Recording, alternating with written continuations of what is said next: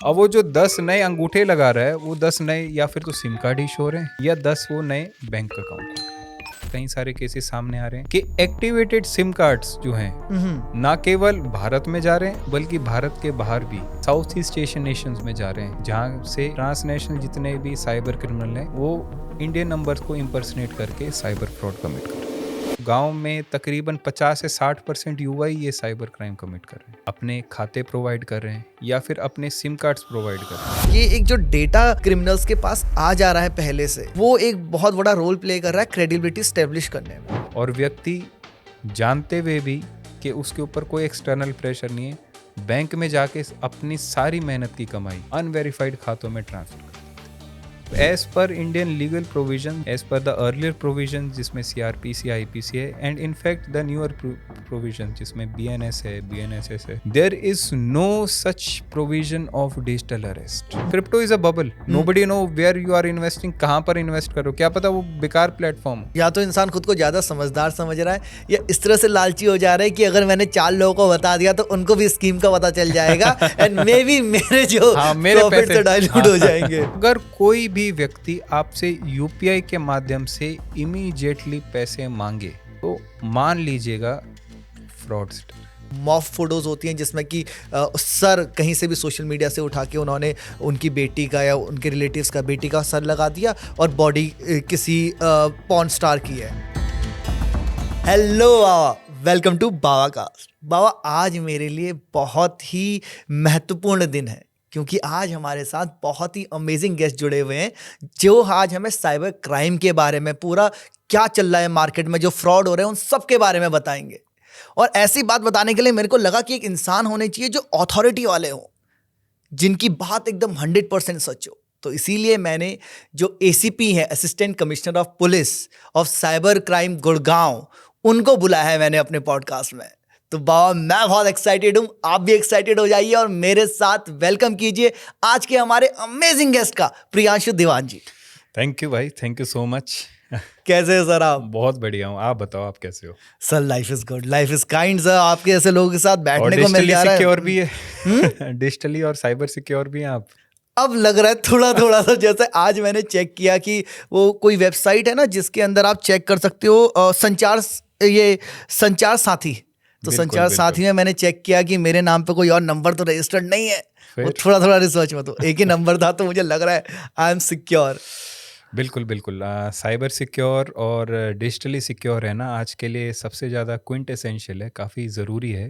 क्योंकि आपको नहीं पता आपके, क्योंकि data privacy in today's time is a myth, right. And that is why हमें खुद को सिक्योर करना कि हम किसी साइबर फ्रॉड के शिकार ना हो जाएं, वो बहुत ज़्यादा ज़रूरी है।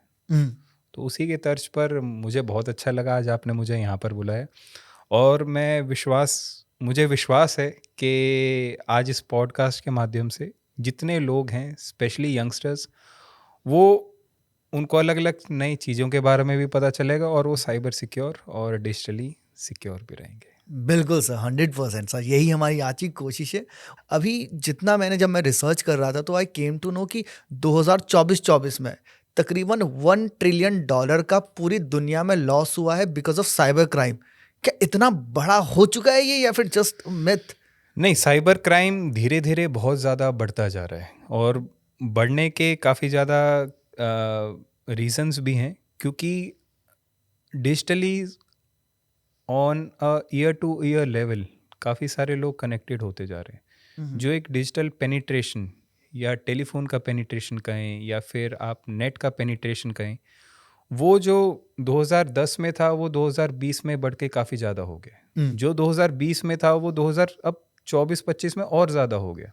तो जैसे ही लोग डिजिटली कनेक्टेड होते जा रहे हैं, तो जो ट्रेडिशनल वेज ऑफ क्राइम थे वो धीरे धीरे सारे के सारे साइबर डोमेन में या डिजिटल डोमेन में आ गए। और इसलिए हम देख पा रहे हैं कि साइबर क्राइम दिन प्रतिदिन काफ़ी तेज़ी से बढ़ भी रहा है, और दिन प्रतिदिन it's not just limited to just one area, या फिर it's not just limited to national borders, but it is a borderless crime. Right. जिसमें बाहर से भी बैठ के लोग आपके साथ साइबर क्राइम कर सकते हैं, आपके पैसे ठग सकते हैं। बिल्कुल सर। सर, इसको थोड़ा और अच्छे से समझने के लिए एक क्रिमिनल के पॉइंट ऑफ व्यू से सोचने की कोशिश करें सर यहाँ से। तो सर आप ट्राई करें। क्रिमिनल बन जाइएगा, मैं पुलिस बन जाऊंगा। ठीक है। अब सर ठीक है, अब मान लो कि सर मेरे को अभी जैसे जो बहुत कॉमन टाइप ऑफ फ्रॉड है, जो कि आजकल मैं जिसको भी कॉल कर रहा हूँ, तो जब घंटी जा रही है उसकी जगह पे अब पूरा एक अनाउंसमेंट जाता है कि अगर कोई आपको मान लीजिए कि अगर कोई आपसे कह रहा है कि कोई जॉब का बता रहा है कोई, तो वो एक टाइप का फ्रॉड हो गया। डिलीवरी वाले के लिए आता है कि अगर कोई भी आपको बोले कि अनजान डिलीवरी है, ये वाला एक फ्रॉड हो गया। इस टाइप के मेरे को अलग अलग कॉल पर सुनाई देता है। तो सर अगर मान लीजिए कि मैं एक क्रिमिनल हूँ और मैं सोच रहा हूँ कि किन्हीं भाई साहब को फ़ोन करके उनसे बोलूँगा आपका पार्सल वार्सल है और ऐसे ऐसे, और वहाँ से मैं फ्रॉड करूँगा, तो एक क्रिमिनल के पास क्या क्या चीज़ें होती है उसके लिए? रिक्वायरमेंट क्या है एक क्रिमिनल बनने की? देखिए, साइबर क्राइम की जो ऑक्सीजन है, हाँ। जो सबसे बड़ी रिक्वायरमेंट्स दो ही चीज़ें हैं। नंबर एक तो एक उसके पास कॉलिंग की फैसिलिटी होनी चाहिए, हम्म, और दूसरा जो भी प्रोसीड्स ऑफ क्राइम है उसको एक्सेप्ट करने के लिए उसके पास खाते होने चाहिए। हम्म, तो दो ही बेसिकली चीज़ें हैं। अब सिम कार्ड होगा, फ़ोन होगा, नेट कनेक्शन होगा, तो कॉल भी कर पाएगा, चाहे वो नॉर्मल कॉल हो चाहे वो वॉइप कॉल हो, right, जिनके थ्रू फ्रॉड होता है, आसान भाषा में। हम्म, और सेकेंडली, अगर उसने आपके साथ ठगी कर ली, तो ठगी करने के लिए उसको कोई ना कोई बैंक खाते भी चाहिए होंगे, जिससे चाहे वो खुद के खाते हों चाहे म्यूल अकाउंट्स हों, जिनके थ्रू वो प्रोसीड्स ऑफ क्राइम को एक्सेप्ट कर पाएगा। राइट। तो ये दो चीज़ें हैं। बाकी तो सारे के सारे मीडियम्स हैं, जैसे सोशल मीडिया इंटरमीडियरीज हो गई, जैसे कि फेसबुक है, यूट्यूब है, इंस्टाग्राम है, और भी बहुत सारे सोशल प्लेटफॉर्म्स हैं जिनके थ्रू ये सारा के सारे फ्रॉड्स कमिट हो सकते हैं। बिल्कुल सर, तो आपने जो बेसिक रिक्वायरमेंट बताई कि फ़ोन, सिम और बैंक अकाउंट चाहिए। बस बस। अब सर फ़ोन कहाँ से आता है इन लोगों के पास, मतलब एज अ क्रिमिनल? अब फ़ोन कहाँ से आ रहा है मेरे पास और किसका फ़ोन है वो? देखिए, फ़ोन मतलब फ़ोन आप सेट की बात कर रहे हैं या फ़ोन नंबर की बात कर रहे हैं? सर पहले फ़ोन सेट की बात कर रहा हूँ कि जो मोबाइल फ़ोन है, वो मोबाइल फ़ोन कहाँ से आ रहा है? अगर मैं दुकान से ख़रीद रहा हूँ तब तो हमारे काफ़ी आईडी वाईडी जाती हैं, तो वो तो पता लग जाएगा। तो फ़ोन कहाँ से आ रहे हैं मेरे पास इतने? देखिए, अगेन फ़ोन या फिर तो किसी और की आईडी पे खरीदे हो, या फिर हाँ, सेकंड हैंड फ़ोन खरीदने की भी बहुत बड़ी मार्केट है। जैसे दिल्ली राइट। में कई सारी स्पेसेस हैं, क्योंकि हम अब दिल्ली एनसीआर में हैं, तो नेहरू प्लेस है, गफ़ार मार्केट है, जहाँ से सेकंड हैंड फ़ोन्स वगैरह भी बहुत प्रीडोमिनेंटली खरीदे जाते हैं। तो ठीक। फ़ोन तो सारे के सारे या फिर तो किसी और के बिल पर चार्ज हो रहे हैं, या फिर सेकंड हैंड फ़ोन सेकंड खरीद। हैंड उठा लिए, तो मेरी आईडी वाईडी नहीं दी है, मैंने दुकान वाले से बिल्कुल, सेटिंग कर ली बिल्कुल। है। और सर अब सिम कहाँ से आ रहे हैं फिर अगेन? इतने ढेर सिम, सारे। देखिए सिम पूरे भारत से आ रहे हैं, हाँ। पूरे भारत से। क्योंकि मैं लोगों को हमेशा एक एग्जांपल देता हूँ कि आप हैं, मैं हूँ, we are blessed with all kind of resources, right. लेकिन भारत में ऐसे कई क्षेत्र हैं जहाँ पर आप कहें कि अगर आप 10,000 आप किसी व्यक्ति को दें और उसके बाद कहें कि आपको 10 नए नए कागजात पर अंगूठे लगाने हैं या साइन करने हैं, तो आपको क्या लगता है कि वो अंगूठा लगाएगा? नहीं लगाएगा? लगा देगा सर। लगा देगा, हाँ, क्योंकि हाँ। उसको इमीडिएट अपना प्रॉफिट दिख रहा है कि 10,000 रुपये मिल रहे हैं। हुँ, अब वो जो 10 नए अंगूठे लगा रहा है, वो 10 नए या फिर तो सिम कार्ड ही शो रहे हैं, हुँ। या 10 वो नए बैंक अकाउंट खुल रहे हैं। Okay. So this is the complete story of mule accounts and mule SIM cards. और उसके बाद जैसे कि हमारा पूरा एक ट्रांसपोर्टेशन सेक्टर है, हुँ, हुँ। तो किसी अगर क्रिमिनल के क्लोज में कोई ना कोई ट्रक ड्राइवर है या कोई एक बड़ा सपोज ट्रांसपोर्टर है, हुँ, तो फिर वो जो बिल्कुल ही आपके टेरिटरीज़ हैं, काफ़ी दूर हैं, जैसे नॉर्थ ईस्टर्न स्टेट्स की मैं बात करूँ, वेस्ट बंगाल की बात करूँ, साउथ इंडिया की बात करूँ, वहाँ से सारे के सारे बल्क में सिम कार्ड्स साइबर हुँ। क्रिमिनल के पास उपलब्ध हो रहे हैं। ओके। तो तो ये सिम कार्ड का जो नेटवर्क है, ये बहुत ही ज़्यादा वास्ट और बढ़ता जा रहा है। और आज के टाइम पर तो एक और भी नया हम केस देख रहे हैं, कई सारे केसेस सामने आ रहे हैं कि एक्टिवेटेड सिम कार्ड्स जो हैं, हुँ, हुँ। ना केवल भारत में जा रहे हैं, बल्कि भारत के बाहर भी साउथ ईस्ट एशियन नेशंस में जा रहे हैं, जहाँ से ट्रांसनेशनल जितने भी साइबर क्रिमिनल हैं, वो इंडियन नंबर्स को इम्पर्सनेट करके साइबर फ्रॉड कमिट कर रहे हैं। ओके। और सर ठीक है, सिम का आपने बता दिया, मुझे फ़ोन का बता दिया। अब अगर मैं कहीं जहाँ से कॉल करूँगा तो वो लोकेशन ट्रेस तो हो सकती है, जी। तो अब मैं कहाँ से फ़ोन करूँगा कि लोकेशन ट्रेस ना हो? देखिए आप साइबर क्रिमिनल को और नए-नए तरीके बता रहे हो, तो वो तो देखिए पार्ट ऑफ सर वो तो इन्वेस्टि उसको पता ही होंगे। उनको पता है, लेकिन मैं नहीं चाहता कि पॉडकास्ट से कई सारे और भी नए-नए तरह के साइबर क्रिमिनल बन जाएँ। अ, लेकिन हाँ, लोकेशन तो सभी की ट्रेस हो जाती है, हुँ, ठीक है, आइडेंटिफ़ाई भी हो जाता है, लेकिन वॉल्यूम इतनी ज़्यादा हो चुकी है साइबर क्राइम की, ठीक है? हुँ, और काफ़ी ज़्यादा डेंसली पॉपुलेटेड एरियाज़ में, रूरल एरियाज़ में लोग सिचुएटेड हैं, जहाँ पर एक लैंग्वेज बैरियर्स हैं, फिज़िकल बैरियर्स हैं, ठीक हाँ, है? लेजिस्लेटिव या लीगल इश्यूज़ भी होते हैं, जिनको सबको क्लियर करके सभी के सभी लोगों को पकड़ना इटसेल्फ इज़ अ चैलेंज। हुँ, क्योंकि कई ऐसे हॉटस्पॉट्स हैं जहाँ से अगर आप देखें तो गांव में तकरीबन 50 से 60% युवा ही ये साइबर क्राइम कमिट कर रहे हैं, अपने खाते प्रोवाइड कर रहे हैं या फिर अपने सिम कार्ड्स प्रोवाइड कर रहे हैं, जो हुँ, आगे जाकर बहुत ही जाइगेंटिक वे में साइबर क्राइम को कमीशन में हेल्प कर पा रहे हैं। Right sir. एक सीरीज़ मैंने देखी थी अभी रिसेंटली, जमतारा, आपने देखी सर? हाँ जी, हाँ जी, जमतारा मैंने तो देखी है। उसमें था कि जैसे जो साइबर की पूरी टीम थी साइबर पुलिस की, वो गांव में पहुंचती है, जमतारा के गांव में, है ना? और वो कहते हैं कि भाई आज तो हम अरेस्ट करके जाएंगे, 6-8 लोगों की टीम आई होती है कि अरेस्ट करके ले जाना है। तो वो जो पुलिस वाले होते हैं जो लोकल, वो हंस देते हैं इस बात पे। तो साइबर पुलिस की टीम पूछती है, "अब हंस क्यों रहे हो?" बोलते हैं, "जब आप देखेंगे तो आपको खुद समझ में आएगा, बताऊंगा तो वो सरप्राइज रूइन हो जाएगा।" बिल्कुल, तो वे बिल्कुल। लोग उस एरिया में पहुंचते हैं तो पूरा एक बड़ा बिजनेस चल रहा है कि पूरा 100-200 लोग वहां पे फोन पे लगे हुए हैं, इस कोने में ए लेयर पे बैठे हुए हैं, ऊपर नीचे। और इतना बड़ा मैसिव था वहां पे कि भाई ये लोग 8 लोग बहुत कम पड़ गए। तो इस लेवल पे अलग अलग जगहों पे हो रहा है सर।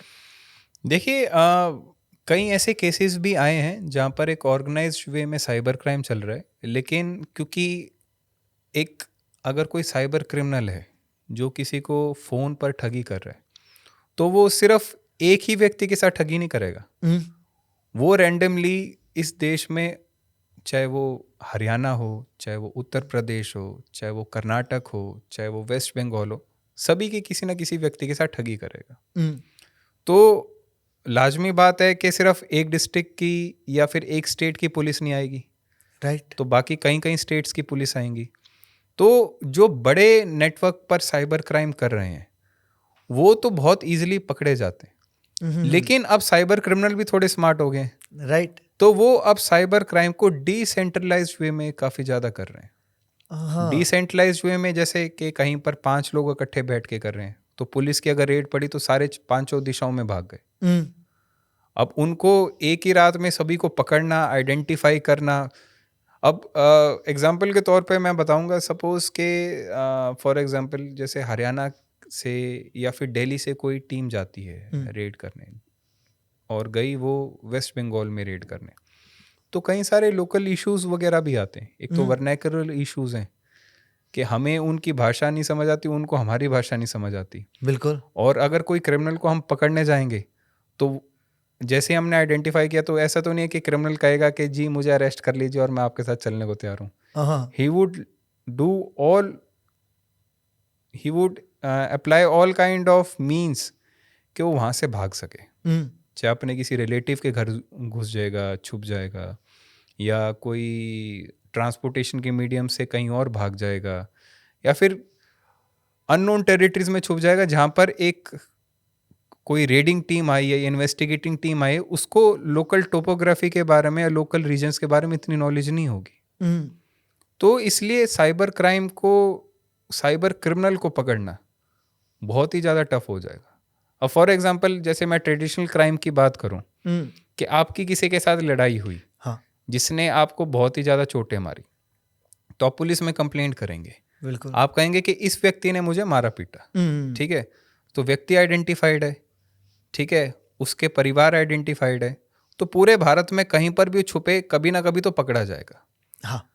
साइबर क्राइम एक नया तरह का क्राइम है, which is a faceless crime. Faceless मतलब हमारे पास जब ठगी किसी के साथ होती है तो एक मोबाइल नंबर या खाते वगैरह या कौन से सोशल मीडिया इंटरमीडिएट्स को यूज़ कर रहा है वही आते हैं। हम्म, उसके बाद उसके बेसिस पे सपोज़ किसी का व्यक्ति का नाम आ गया, ठीक है? उस व्यक्ति से तो जो हमारी रेडिंग पार्टी है या इन्वेस्टिगेटिंग यूनिट है वो फर्स्ट टाइम ही मिल रही है। हाँ, अब उसके सारे लिंक एस्टेब्लिश करने, उसको उसके हॉटस्पॉट्स देखने, वो कहाँ छुप सकता है, किससे बात कर सकता है, किसको जानता है, वो सारा का सारा बहुत कॉम्प्लेक्स और कम्बरसम हो जाता है। फिर भी राइट, जितना पुलिस की माइट है, जितना हमारे इन्वेस्टिगेटिव स्किल्स हैं, हम कोशिश करते हैं कि मैक्सिमम से मैक्सिमम लोगों को अरेस्ट कर पाएँ। राइट, बिल्कुल। तो बट इसलिए मैं बताता हूँ कि एक अननोन टेरिटरी में जाकर फर्स्ट टाइम रेड करना, व्यक्तियों को अरेस्ट करना, उनको पकड़ के लेके आना बहुत ही ज़्यादा कॉम्प्लेक्स हो जाता है। हम्म, और उस पर ये भी तो डिपेंड करेगा ना कि लोकल पुलिस आपको कितना सपोर्ट कर रही है। हाँ जी, मतलब मोस्ट स्टेट्स में लोकल पुलिस की सपोर्ट तो चाहिए होती है। तो लोकल पुलिस कितनी सपोर्ट कर रही है, क्योंकि देखिए पुलिस एक काफ़ी जगह एक सेइंग भी है कि पुलिस सभी को अच्छी ज़रूर लगती है, लेकिन ज़रूरत के समय में। या यस। पुलिस की आवश्यकता तो सबको है, लेकिन सिर्फ ज़रूरत के समय में। हाँ, तो एक वर्कलोड भी है, एक बर्डन भी है। तो जो भी लोकल पुलिस होगी, ठीक है, उनके पास अपने केसेस भी हैं, हम्म, और उसके साथ साथ जो अदर स्टेट्स की, अदर डिस्ट्रिक्ट्स की पुलिस है, उनको असिस्ट भी करना है। तो उस चीज़ में काफ़ी ज़्यादा इश्यूज इश्यूज तो मैं नहीं कहूँगा, लेकिन बहुत ज़्यादा चैलेंजेस वगैरह आ जाते हैं, हार्डशिप्स आ जाती हैं। राइट, तो जितनों को ओवरकम करके जितने भी क्रिमिनल्स वगैरह हैं, उनको हम अरेस्ट करने की पूरी पूरी कोशिश करते हैं। बिल्कुल सर, गॉट इट। बहुत बढ़िया से समझाया सर आपने। सर यहाँ पे हम लोगों ने डिस्कस किया अभी कि क्रिमिनल पॉइंट ऑफ व्यू से कि कैसे कैसे कर रहे हैं। अब यहाँ पे एक आ जाता है कि कौन से कॉमन फ्रॉड हो रहे हैं, तो उसका पूरा प्रोसेस कि कैसे ये लोगों को फंसा रहे हैं, और स्टेप बाय स्टेप कि कैसे कैसे लोगों को फंसाया जा रहा है, एंड क्या उनका पूरा प्रोसेस रहता है, इसको थोड़ा सा डिस्कस कर लेते हैं। ठीक है, तो ठीक है। जैसे एक सबसे कॉमन जो होता है कि भाई साहब आपको एक ऑटोमेटेड कॉल आती है किसी नंबर से और कहती हैं कि आपका जो पार्सल है वो फंसा हुआ है, अगर उसका एड्रेस हमें नहीं मिल रहा है, तो अगर ये पार्सल की आपको डिलीवरी चाहिए तो 9 नंबर दबाएं। ये कॉमन कॉल है सर। इसका पूरा प्रोसेस क्या होता है? अगर मैं 9 दबाता हूँ तो उसके बाद क्या-क्या होगा? ये थोड़ा-सा बताइए। देखिए, वो 9 दबाने वाला कई सारे हमारे पास कंप्लेंट्स भी हैं, तो 9 दबाने से वो जो कॉल फॉरवर्डिंग है आपकी, वो हुँ, कहीं न कहीं आगे पुलिस के पास हो जाती है। तो ये एक प्रोसीजर है डिजिटल अरेस्ट फ्रॉड का। ऐसा नहीं है कि 9 दबाने के साथ आपके साथ कोई ना कोई फ्रॉड हो जाएगा। हाँ, ये ऐसी कोई टेक्नीक नहीं है कि 9 दबाएँगे या 1 दबाएँगे या 4 दबाएँगे तो आपके साथ कोई ना कोई फ्रॉड हो जाएगा। बट 9 दबाते ही या फिर कोई एक और कोई डिजिटल वो करके आपकी कॉल फॉरवर्ड हो जाती है, और आगे कोई ना कोई, जैसे आजकल वो डिजिटल अरेस्ट फ्रॉड वगैरह ज़्यादा चल रहा है, हुँ, हुँ, हुँ, हुँ, तो हुँ, कोई ना कोई इम्पर्सनेट करता है पुलिस को या सीबीआई को या ईडी को, और आजकल तो लोग कोर्ट को भी इम्पर्सनेट करने शुरू करके। हुँ, तो हुँ, फॉर एग्जांपल जैसे किसी ने पुलिस को इम्पर्सनेट किया, तो somebody वुड बी इम्पर्सनेटेड कि मैं एसीपी विक्रम राठौड़ हूँ, Mumbai Mumbai cyber crime branch से, हुँ, और आपको अब हमने डिजिटल अरेस्ट कर लिया। तो राइट, डिजिटल अरेस्ट भी एक बहुत कॉमन मीन है साइबर फ्रॉड का। और डिजिटल अरेस्ट का जो फ्रॉड है, जिसमें कॉलर हैं या फिर जो पूरा पूरा सेटअप चल रहा है, वो आप you would be surprise to know कि वो इंडिया से नहीं चल रहा। हुँ, ये सारा का सारा जो सेटअप है, कई देश हैं इसमें, कंबोडिया, लाओस, वियतनाम, जहाँ पर प्रॉपर वे में ऑर्गेनाइज तरीके से डिजिटल अरेस्ट का फ्रॉड चल रहा है। ओके, तो डिजिटल अरेस्ट के फ्रॉड में लोग क्या कहते हैं कि जनरली, जैसे आपने सही बताया कि फ़ोन आता है कि हम कोई फेडेक्स से बोल रहे हैं, हुँ, डीएचएल से बोल रहे हैं, फिर कोई और कुरियर एजेंसी से बोल रहे हैं, और आपने एक पार्सल बुक किया है और उस पार्सल में इलीगल कुछ ड्रग्स हैं, ठीक है, और या फिर आर्म्स एंड एम्यूनिशन है या फॉरेन करेंसी है, और आपको अब हम रीडायरेक्ट कर रहे हैं मुंबई साइबर क्राइम ब्रांच में या दिल्ली साइबर क्राइम ब्रांच में। हुँ, और जैसे ही आप रीडायरेक्ट होते हैं तो तुरंत आपके पास फ़ोन आता है कि जी मैं एसीपी विक्रम राठौड़ बोल रहा हूँ, या हुँ, फिर for example ACP Bajirao Singham बोल रहा हूँ। हाँ, और आप अभी के अभी अपना व्हाट्सएप वीडियो कॉल एक्टिव कीजिए, या फिर स्काइप डाउनलोड करके वीडियो कॉल पे आएँ। और उसके बाद तुरंत आप अब पुलिस की हिरासत में, now you are under digital arrest. और डिजिटल अरेस्ट के बाद वी आर सस्पिशियस कि जो भी आपके खाते में पैसे हैं वह सारे के सारे पैसे मनी लॉन्ड्रिंग के हैं, या फिर वो कुछ कुछ आजकल जैसे हमारे पास कंप्लेंट्स आई हैं तो कहते हैं कि जेट एयरवेज के साथ आपका कोई ना कोई लिंक है, या फिर कोई जो भी मनी लॉन्ड्रिंग के साथ कोई केसेस हैं कि जैसे आपके टैक्स हेवन्स में कुछ ना कुछ लिंक्स हैं, और जितने भी आपके पैसे हैं वो आप पुलिस के खाते में ट्रांसफ़र कर दीजिए, और व्यक्ति जानते हुए भी कि उसके ऊपर कोई एक्सटर्नल प्रेशर नहीं है, बैंक में जाके अपनी सारी मेहनत की कमाई कुछ अनवेरिफाइड खातों में ट्रांसफ़र कर देते हैं। Right. The most surprising thing is कि उन्होंने कोई पार्सल बुक ही नहीं कर रखा होता। हाँ सर, मतलब ये इतना सोफिस्टिकेटेड तरीके से हो रहा है कि भरोसा हो जाता है। पहली बात कि एक मशीन की आवाज़ आई है मेरे पास कि आपका जो कुरियर है वो एड्रेस ना मिलने की वजह से फंसा हुआ है, आप एक बार कस्टमर केयर बात कर लीजिए ये बटन दबा के। जी। जैसे ही मैंने कॉल किया तो वो मुझे नहीं बता रहा है कि मेरा क्या फंसा हुआ, मुझसे पूछता है कि भाई साहब आपकी प्रॉब्लम क्या है। तो मैं उसको बोलूँगा कि एक कुरियर का आया था मेरे को ऐसा कि मेरा कुरियर फंसा हुआ। बोलेंगे ठीक है आप नाम बताइए, और फिर वो सर्च करने का बहाना करेगा एंड बोलेगा कि देखो आया हुआ है लेकिन इसमें ये चीज़ें पाई गई हैं कि बिल्कुल, नशे के सब्सटेंस या आर्म्स एंड एम्यूनेशन पाए गए हैं। अब हम कोई प्रॉब्लम, तो मैं तो डर जाऊंगा लाइक एज अ यूजर कि भाई साहब ये क्या बात कर रहे हो, मैंने तो ऐसा कुछ बुक नहीं किया था। तो वो बोलेगा कि यार मैं समझता हूँ आपकी बात, आई अंडरस्टैंड, एक काम करिए आप एक छोटा सा स्टेटमेंट दे दीजिए पुलिस को, मैं आपकी कॉल पुलिस को ट्रांसफ़र कर रहा हूँ। एंड जितना मैंने सुना है कुछ लोगों से कि जब पुलिस को कॉल ट्रांसफ़र होती है एंड वीडियो कॉल पे आप स्टेटमेंट देने के लिए जाते हैं तो प्रॉपर वर्दी में एक इंसान पूरे थाने के बैकग्राउंड के बिल्कुल, साथ बिल्कुल, बैठा हुआ बिल्कुल। होता है। तो एक फिर हमारे अंदर एक वो होता है ना, एक बायस है कि भाई अगर किसी ने पुलिस की वर्दी पहनी है तो पुलिस वाला ही होगा। देखिए, मैं यही बताना चाहता हूँ, एक्चुअली इसको हम सोशल इंजीनियरिंग कहते हैं। सोशल इंजीनियरिंग में cyber criminal basically play with your emotion. Right. और जितना मैं साइबर क्राइम के डोमेन को समझ पाया हूँ, तो 3 बेसिक इमोशंस हैं जिसमें से डर एक चीज़ है, और डर को ही एक्सप्लॉइट करके थ्रू लॉ इन्फोर्समेंट एजेंसीज के नाम पर या कोर्ट के नाम पर या फिर ईडी के नाम पर साइबर क्रिमिनल आपके साथ ठगी कर रहे हैं। तो इसमें देखिए, बचने का बहुत ही आसान तरीका है। आपने ज़िंदगी में कुछ इलीगल काम नहीं किया, ठीक है? अगर कोई फिजिकली आपसे, कोई लॉ इन्फोर्समेंट एजेंसी के कोई भी व्यक्ति आपसे दुर्व्यवहार करता है तो हम उससे पूरे क्वेश्चनिंग करते हैं।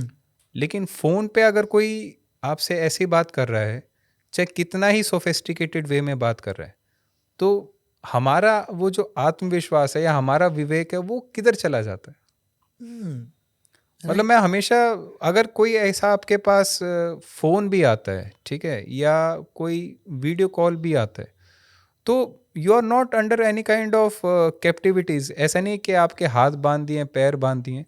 तो हमेशा अपने विवेक का ज़रूर उपयोग करें। विश्वास कीजिए कि अगर आपने ज़िंदगी में कुछ इलीगल काम किया ही नहीं है तो उस टाइम पर ये सारा का सारा स्कैम है। Right. And the modus operandi of cyber crime would get transformed from time to time. Digital arrest आज है, क्या पता 6 महीने बाद कोई और तरह का फ्रॉड एमिनेट होने लग जाए। लेकिन हमें अपने ऊपर तो विश्वास होना चाहिए। तो हमेशा से एक इसमें मेरा मंत्रा भी रहा है कि एक बार रुको, सोचो और उससे क्वेश्चन करो, इंक्वायर करो कि भाई कौन बोल रहे हो, कहाँ से बोल रहे हो, मेरा नंबर किसने दिया। वी शुड नॉट बी जैसे कठपुतली की तरह जो वो कह रहा है वो सारी की सारी चीज़ें करें। और मैं लोगों को बताना भी चाहूँगा, जो भी पॉडकास्ट सुन पा रहे हैं, कि डिजिटल अरेस्ट नाम की कोई भी चीज़ नहीं होती। हाँ। मतलब as per Indian legal provision, as per the earlier provision जिसमें CRPC IPC है, and in fact the newer provision जिसमें BNS है, BNSS है, there is no such provision of digital arrest. और आप अगर 2 मिनट भी सोचेंगे, उस पर क्रॉस क्वेश्चन करेंगे, तो आपको पता चलेगा कि ये सारा का सारा स्कैम है। और अगर आप खुद अवेयर हैं, आपको सभी को पता है, क्योंकि देखिए जितना सोशल मीडिया पे जनरली यंगस्टर्स की ज़्यादा एक प्रपोर्शन देखी जाती है, तो अपने पेरेंट्स को ज़रूर बताएं। उन्होंने आपके लिए बहुत कुछ किया है, तो this is the time when we should give back to our parents या फिर ग्रैंड पेरेंट्स। उनको बताएं कि डिजिटल अरेस्ट नाम की कोई चीज़ नहीं है, और अगर कोई फर्जी पुलिस वाला बनकर, ठीक है, कोर्ट के जजेस बनकर, ईडी ऑफिशियल्स बनकर या किसी भी तरह से फ़ोन करे, तो ये साइबर क्राइम है। और again there is something which is known as cyber slavery, मतलब एज पर साइबर स्लेवरी। तो एज पर गवर्नमेंट डेटा 29,000 भारतीय जो Cambodia, Laos, Vietnam, Thailand, Sri Lanka, Dubai ऐसे कई देशों में या शहरों में गए हैं, वो वापस नहीं आए। और वो वहाँ बैठकर पूरा उनका ऑक्यूपेशन है कि पूरे टाइम भारतीयों के साथ साइबर ठगी करना। And digital arrest is one of a fraud, जैसे हम आगे भी डिस्कस करेंगे। इन्वेस्टमेंट स्कैम्स हैं, पार्ट टाइम जॉब स्कैम्स हैं, ये सारा का सारा ट्रायो है। मल्टीपल प्रोडक्ट्स हैं जो कि साइबर क्रिमिनल कहते हैं।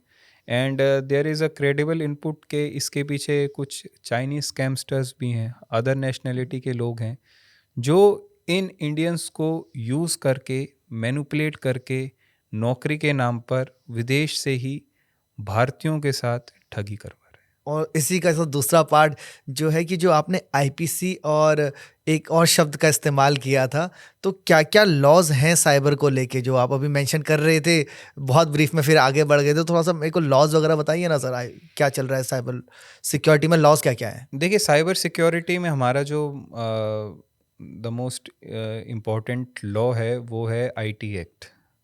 और आईटी एक्ट में कई सारे सेक्शंस हैं, जिसमें जैसे आपने पहले जिक्र किया था, इमेज मॉर्फिंग है, इम्पर्सनेशंस हैं, आइडेंटिटी थेफ्ट है, वायलेशन ऑफ प्राइवेसी है, इम्पर्सनेशंस हैं, तरह तरह के हैं। इनफैक्ट साइबर टेररिज्म भी है उसमें। तो वो सेक्शंस के अंतर्गत हम सारे के सारे एफआईआर्स वगैरह रजिस्टर करते हैं और इन्वेस्टिगेट करते हैं। तो जैसे मैंने आपको डिजिटल अरेस्ट के बारे में बताया, तो डिजिटल अरेस्ट का ना आईटी एक्ट में है, ना इंडियन पीनल कोड में है, ना जो एक मॉडिफाइड अब लॉज आ गए, नए लॉज आ गए, बीएनएस, भारतीय न्याय संहिता, उसमें भी इसका कोई भी वर्णन नहीं है। Right sir.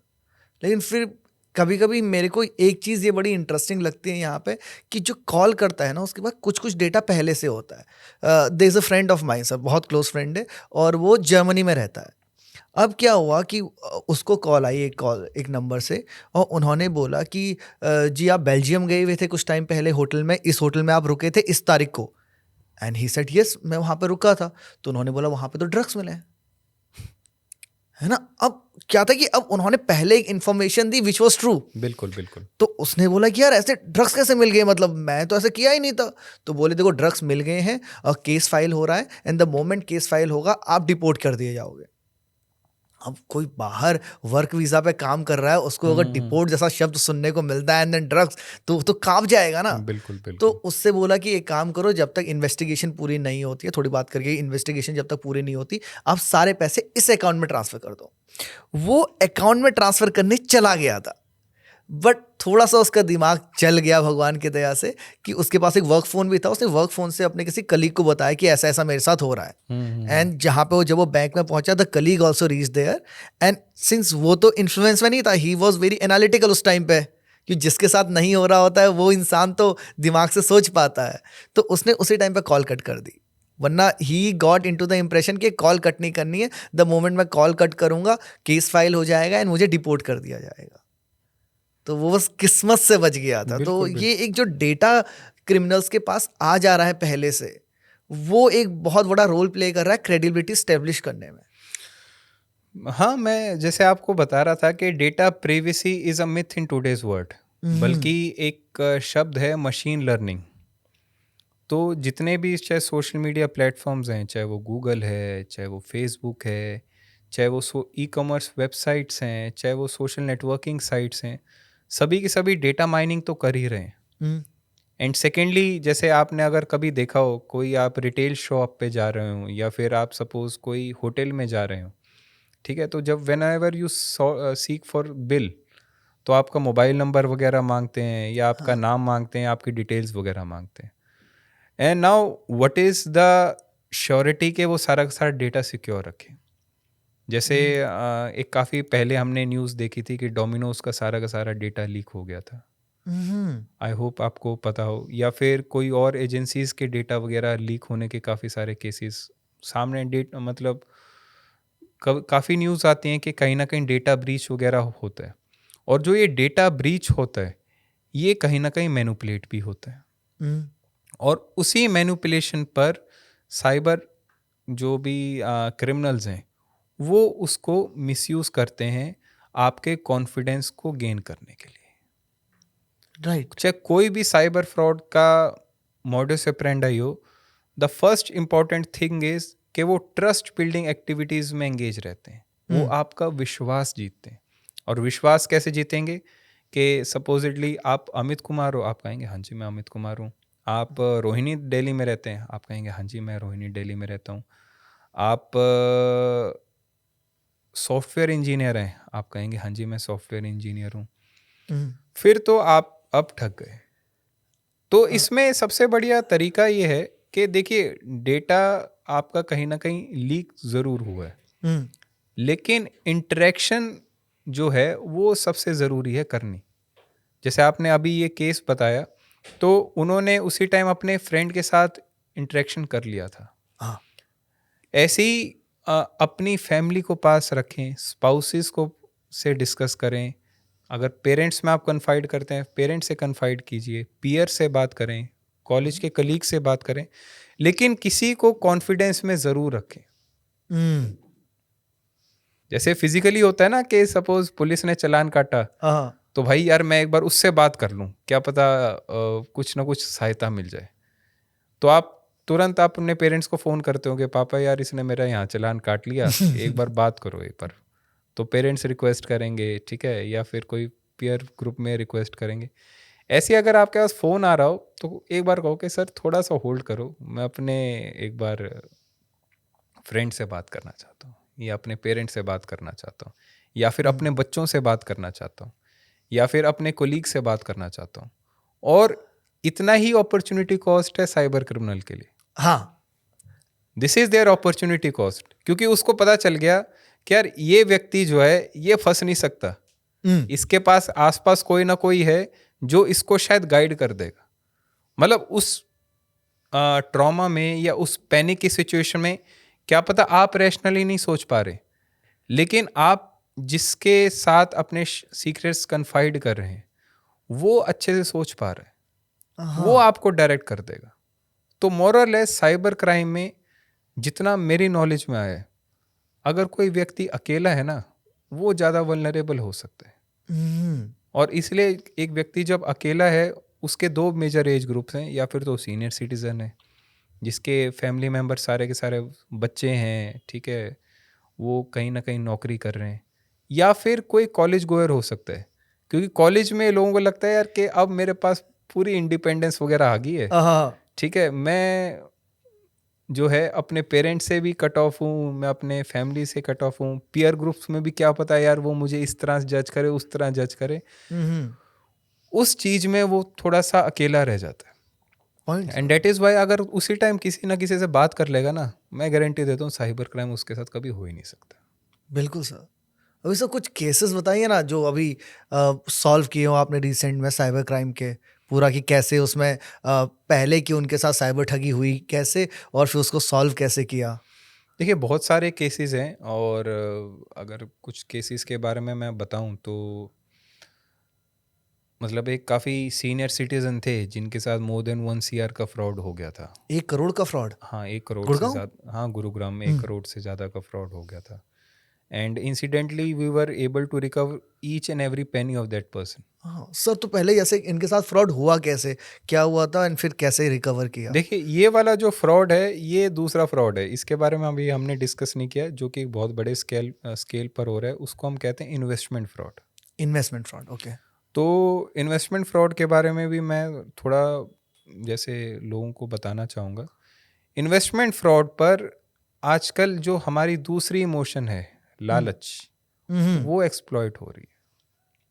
लालच में व्यक्ति को यही नहीं पता कि वो जॉब के नाम पर या इन्वेस्टमेंट के नाम पर कैसे ठगा जा रहा है, क्योंकि वो जो पुराने तरीके ना आपके के OTP दे दो ये हो जाएगा, उस तरह के फ्रॉड तो शायद 2-3 साल पहले होते थे।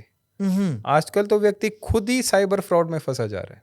तो इन्वेस्टमेंट फ्रॉड में जनरली क्या होता है कि आपके पास कोई सोशल नेटवर्किंग साइट हो, जैसे कि इंस्टाग्राम हो, फेसबुक हो, वहाँ पर कोई ऐड आती है।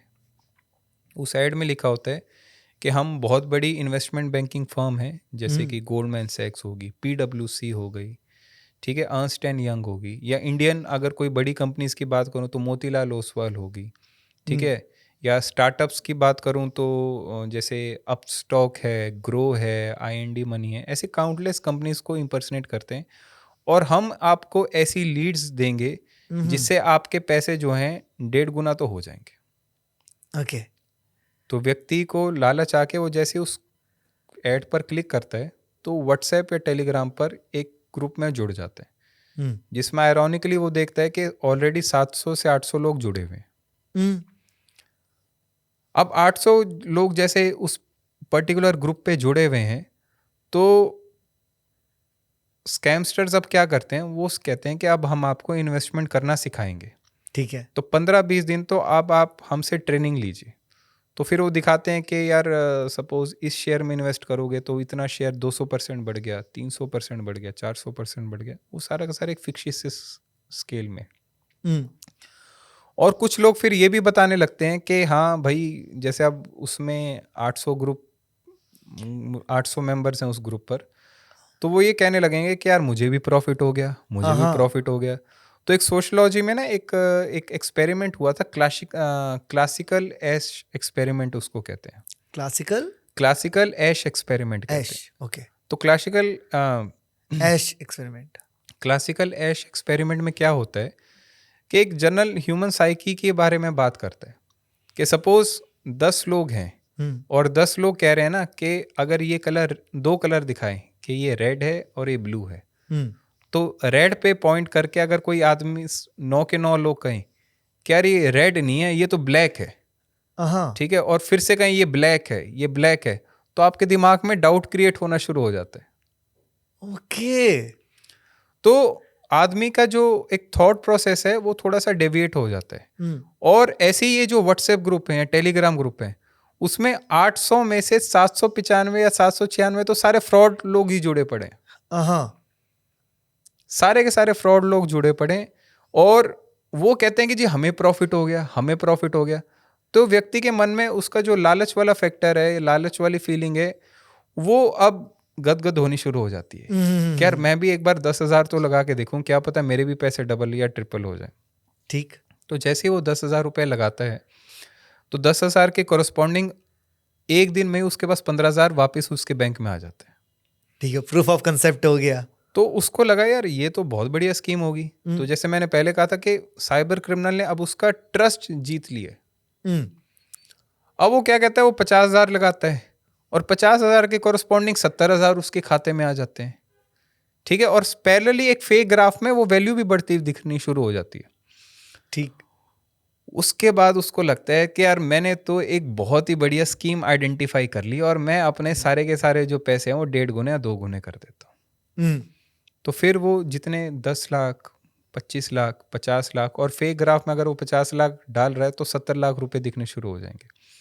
वो अब कहेगा जी मुझे अब अपने सारे के सारे पैसे वापस चाहिए, और जैसे वो पैसे वापस मांगेगा तुरंत वो कहेंगे जी इस पे तो अब आपका GST लगेगा 20%, ठीक है। अब व्यक्ति क्या कहेगा, नहीं तो ये सारे के सारे पैसे आपके गए। तो 70 लाख हो गए, 70 लाख पे 20% GST बोल दिया तो 14 लाख व्यक्ति के और मांग लिए। ठीक। ठीक है, अब व्यक्ति ने 14 लाख और दे दिए, कह दिया अब इसके ऊपर 30% क्लियरेंस टैक्स लगेगा, नहीं तो आपके सारे पैसे गए। व्यक्ति फिर डर जाता है।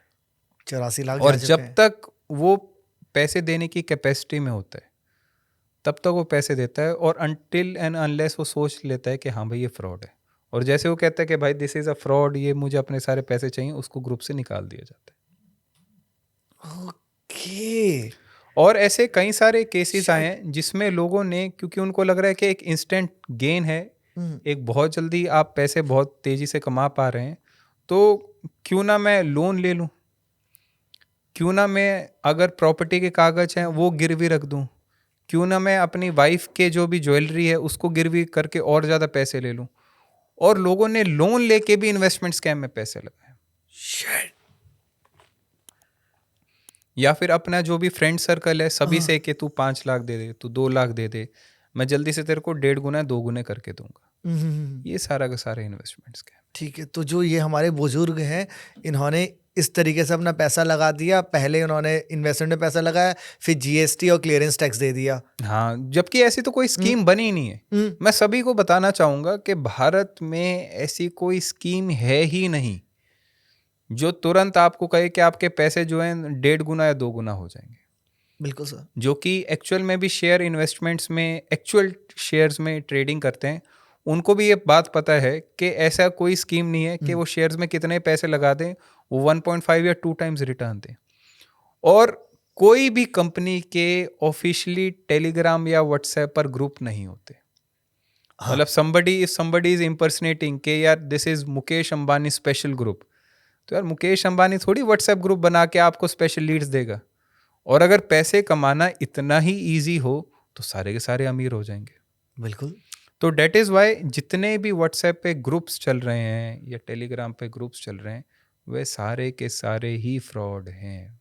बिल्कुल सर। और उनके थ्रू पैसे जो हैं काफ़ी सीनियर सिटीजन्स हैं। अब जैसे एक नई इसमें स्कैम आया क्रिप्टो ट्रेडिंग का स्कैम, तो लोगों को क्या लगता है कि crypto trading is a grey area.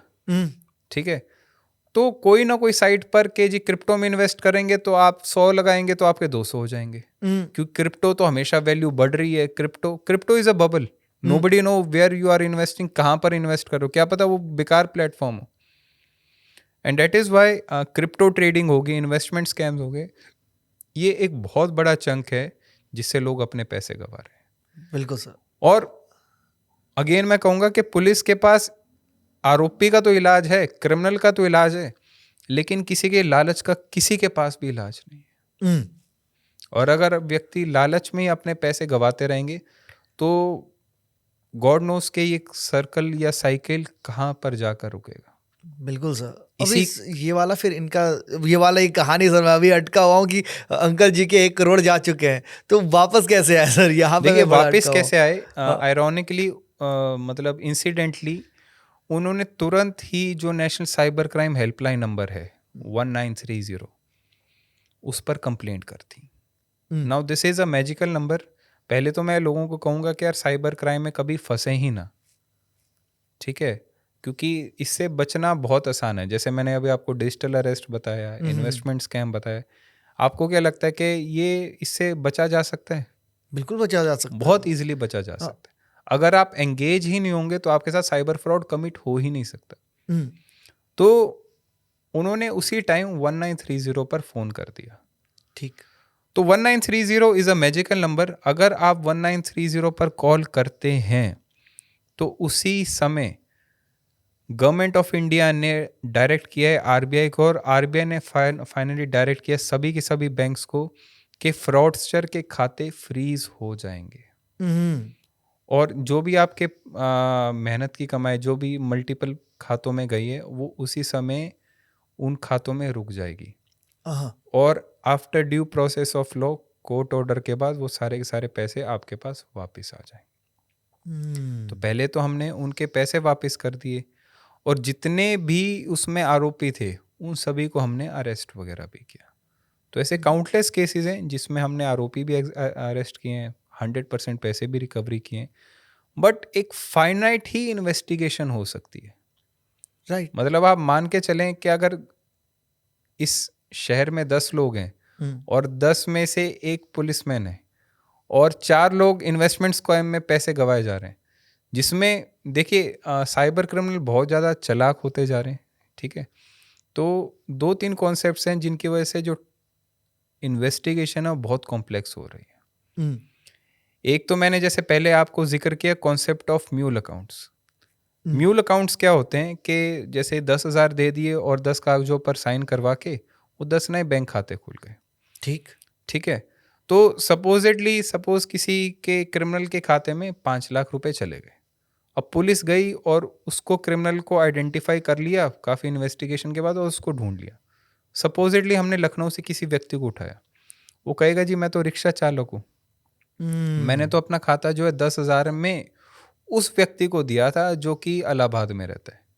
अब पुलिस फिर इलाहाबाद में कहीं जाएगी, इलाहाबाद में उसको अरेस्ट करेगी, वो कहेगी जी मैंने तो अपना खाता जो है कानपुर में मेरे साथ काम करता था उसको दिया था। कानपुर में अरेस्ट करेगी, ठीक है। कानपुर से आगे कहेगा जी मैंने अपना जो है इतने इतनी कमीशन पर अपना जो खाता है आगे दिल्ली में या कहीं ना कहीं सेल ऑफ किया था। तो इसलिए जो चेन है वो बहुत ज़्यादा इलोंगेट होती जाती है। एंड सेकेंडली एक कॉन्सेप्ट है मनी रोटेशन का, कि सपोजिटली जैसे किसी व्यक्ति के साथ 10 लाख रुपए की ठगी हो गई, बिल्कुल। तो कहीं जैसे कोई स्कैम कोई अगर विक्टिम्स वगैरह हैं साइबर क्राइम के, जो मतलब ये पॉडकास्ट वगैरह देख पा रहे हैं, उनको भी ये एहसास होगा कि वो एक खाते में कभी पैसे नहीं जाएंगे।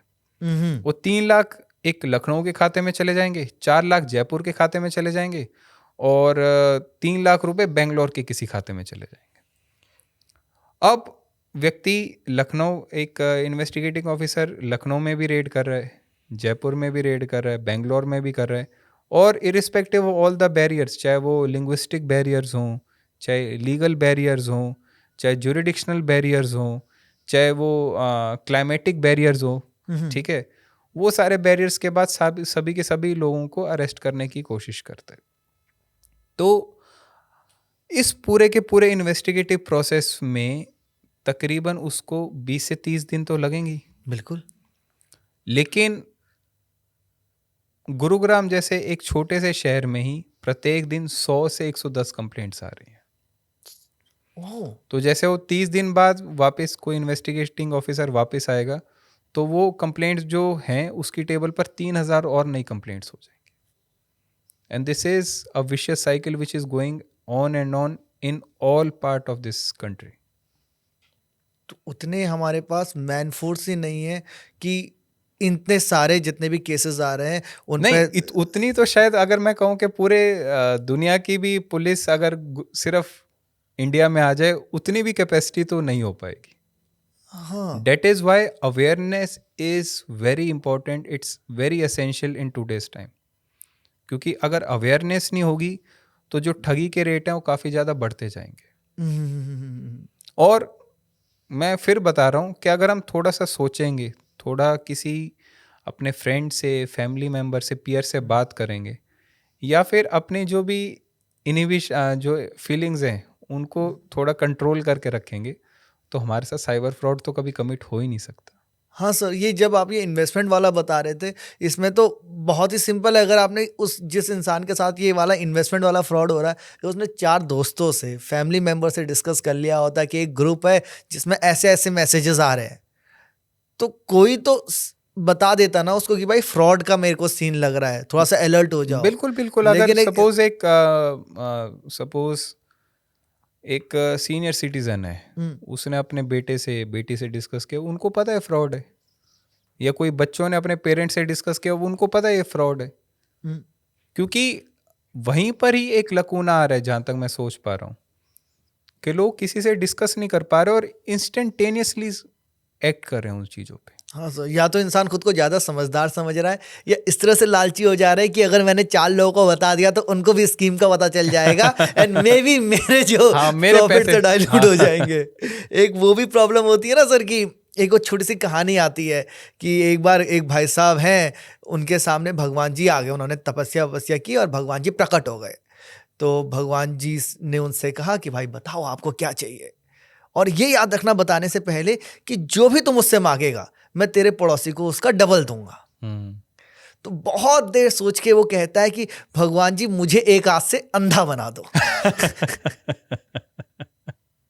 तो एक जो ये वाला प्रॉब्लम है कि जहाँ पे हमको डर लगता है कि मैंने किसी और को बता दिया तो उसका ज्यादा फायदा ना हो जाए, बिल्कुल, उस बिल्कुल। चक्कर में भी इंसान बहुत ज्यादा धोखे खा जाता है। नहीं, ऐसे कई केसेस सामने आए हैं, मतलब वाइफ ने अपने हस्बैंड से नहीं बताया। हस्बैंड कहता है कि हमें पुलिस पे रिपोर्ट करते हुए कि मेरी वाइफ तो अकेले-अकेले ही अमीर हो रही थी। अगर मुझे बता देते तो कम से कम हम दोनों ही अमीर हो जाते। या फिर एक केस आया कि सपोज़ एक व्यक्ति को हमने बताया कि जिसके साथ सपोज़ 70,000 का फ्रॉड हुआ। हम्म, हमने कहा जी 100% फ्रॉड है। नहीं, ग्राफ में तो 1 लाख रुपए दिखा रहा है। उसने घर जाके खुद 10 लाख रुपए और डाल दिए कि नहीं, ये तो जो स्कीम है ये सिर्फ मुझे पता है और मैं ही अमीर बन रहा हूँ इससे। तो ऐसे काउंटलेस केसेस हैं जहाँ पर लोगों को डिस्कस नहीं किया, एक कन्फाइड करके रखा। और जो ये मोबाइल है ना, बहुत ही ज़्यादा एक डेंजरस डिवाइस होता जा रहा है। क्योंकि अगेन मैंने बताया ना कि एक हम फिजिकल वर्क स्पेस, एक जो एक सोशलाइजेशन है उसको छोड़ के सिर्फ इंडिविजुअलाइजेशन में विश्वास करने लग गए। मोबाइल पे तभी, मतलब शायद 10 साल पहले ऐसे साइबर बुलिंग नहीं होती थी, लेकिन आज के टाइम पर सारे के सारे इन्फ्लुएंसर्स को लगता है यार इसने इस पे ऐसे ऐसे कमेंट कर दिए, अब तो मैं परेशान हो गया। राइट। साइबर डिप्रेशंस आ रहे हैं, डिजिटल प्रॉब्लम्स आ रही हैं, ठीक है, इंसोम्निया के केसेस आ रहे हैं कि सिर्फ मोबाइल में ही कि यार उसने वो कमेंट कैसे कर दिया, उसने वो फोटो कैसे बोल दिया, उसने मुझे ये क्यों बोल दिया। तो इंडिविजुअलिज्म काफ़ी ज़्यादा आगे है कि सिर्फ मोबाइल में जो कुछ दिख रहा है उसी पे हम विश्वास कर रहे हैं। बिल्कुल सर, इनफैक्ट ये वाला तो मैंने भी एक्सपीरियंस किया है कि इससे पहले मैं स्टैंड अप कॉमेडी कर रहा था, फिर ये इसमें आ गया तो कई बार नेगेटिव कमेंट तो सर आए दिन आते रहते हैं। बिल्कुल, बिल्कुल। तो शुरुआत में बड़ा हर्ट करता था, लेकिन आई वाज लकी इनफ कि आजू बाजू पूरा सर्कल था हमारा, सोशल सर्कल। मैंने कहा यार ऐसी ऐसी चीजें आ रही हैं, हाँ जी, तो हाँ जी। उन्होंने कहा ये तो कुछ भी नहीं भाई, ये देख मुझे क्या क्या आ रहा है। एंड जब हम उसको देखते हैं कि यार इतना सुन के भी फर्क नहीं पड़ रहा, तो दोस्तों ने मुझे बताया कि भाई ऐसा है कि अनजान इंसान है ना, अनजान बिल्कुल, इंसान बिल्कुल। कुछ भी बोल रहा है, why would it hamper you. And ये जो थॉट था जब उन्होंने दिया तो मैंने कहा यार बात तो सही कह रहे हैं। तो दैट चेंजेस द पर्सपेक्टिव कि अगर बात कर ली आपने तो वो बदल जाएगा। और साथ में सर मुझे लगता है कि जिन लोगों के साथ फ्रॉड हुआ है, जो भी भाव लोग हमें सुन रहे हैं जिनके साथ हो चुका है, तो वे लोग शर्म कि भाई मेरे को कैसे बेवकूफ़ बना दिया, इस शर्म में अपना चुपचाप ना बैठें, वो कम से कम खुल के सामने आएँ। चाहे वो कोई ब्लॉग लिखें, कहीं पोस्ट लिखें सोशल मीडिया पे, बिल्कुल, या बिल्कुल। वीडियो बना के बताएं तो लोगों को कि हमारे साथ इस तरीके से हुआ है, सो दैट जितने तरीके हमें पता होंगे कि इस तरीके से फ्रॉड हो रहा है, उतने हम लोग भी आपस में बच पाएंगे। नहीं, बिल्कुल, मैं वो भी बताऊंगा कि मुझे काफ़ी अच्छा लगा था कि 2 दिन पहले हम्म, एक काफ़ी फेमस सोशल मीडिया इन्फ्लुएंसर हैं, ही केम ओपन के मेरे साथ डिजिटल फ्रॉड हुआ, मैं ऐसे डिजिटल अरेस्ट रहा, ये ऐसी ऐसी चीज़ें हुई और मैंने कई सारे पैसे भी गंवा दिए। अब इसका एक ह्यूमरस हम्म, साइड भी है, मतलब हम्म, 2-3 महीने पहले एक बहुत बड़े सोशल मीडिया इन्फ्लुएंसर हैं, मतलब अच्छी उनकी रीच है। उन्होंने हमारे साथ गुरुग्राम साइबर पुलिस के साथ कोलैब किया और उन्होंने बताया कि यार ऐसे-ऐसे मेरे को फ़ोन आया था, लेकिन कहीं न कहीं से मुझे अवेयरनेस थी हम्म, और उस अवेयरनेस के बाद मैंने उसके ही मज़े ले लिए। हाँ। कि क्रिमिनल के ही मज़े ले लिए हाँ, कि भाई कहाँ से बोल रहे हो? मतलब मुझे अभी भी याद है कि उनसे कहा, जैसे मेरी बात हुई थी, तो उनके पास आया कि भाई आपका तो ये पार्सल मलेशिया जाने वाला था हम्म, और इसमें ड्रग्स हैं, तो अब हम आपको अरेस्ट करेंगे। तो उसने उन्हीं के ही मज़े ले लिए। हम्म, उसने कहा कि यार आप अरेस्ट क्यों कर रहे हो? इतना महँगा मैंने एक कमोडिटी बेची है, ऐसे नहीं हो सकता। पहले हाँ, मुझे पैसे चाहिए। मुझे ये बताओ कि लीक किसने की मेरी इन्फॉर्मेशन? मैं तो यहाँ हाँ। पर ड्रग लॉर्ड हूँ और और मेरा नेक्सस ब्रेक किसने किया? आपको पेमेंट चाहिए? मैं आपको बताऊँगा, लेकिन मेरे को इन्फॉर्मर का नाम दो। कहते नहीं, आपको अरेस्ट, कहते मुझे अरेस्ट कर लो लेकिन मुझे इन्फॉर्मर का ज़रूर नाम दो। कहते आपका एड्रेस? तो एड्रेस में भी उन्होंने कह रहे थे कि चौपाई वगैरह सुना दी और उन्होंने वापस जो क्रिमिनल है उसी के मजे ले लिए।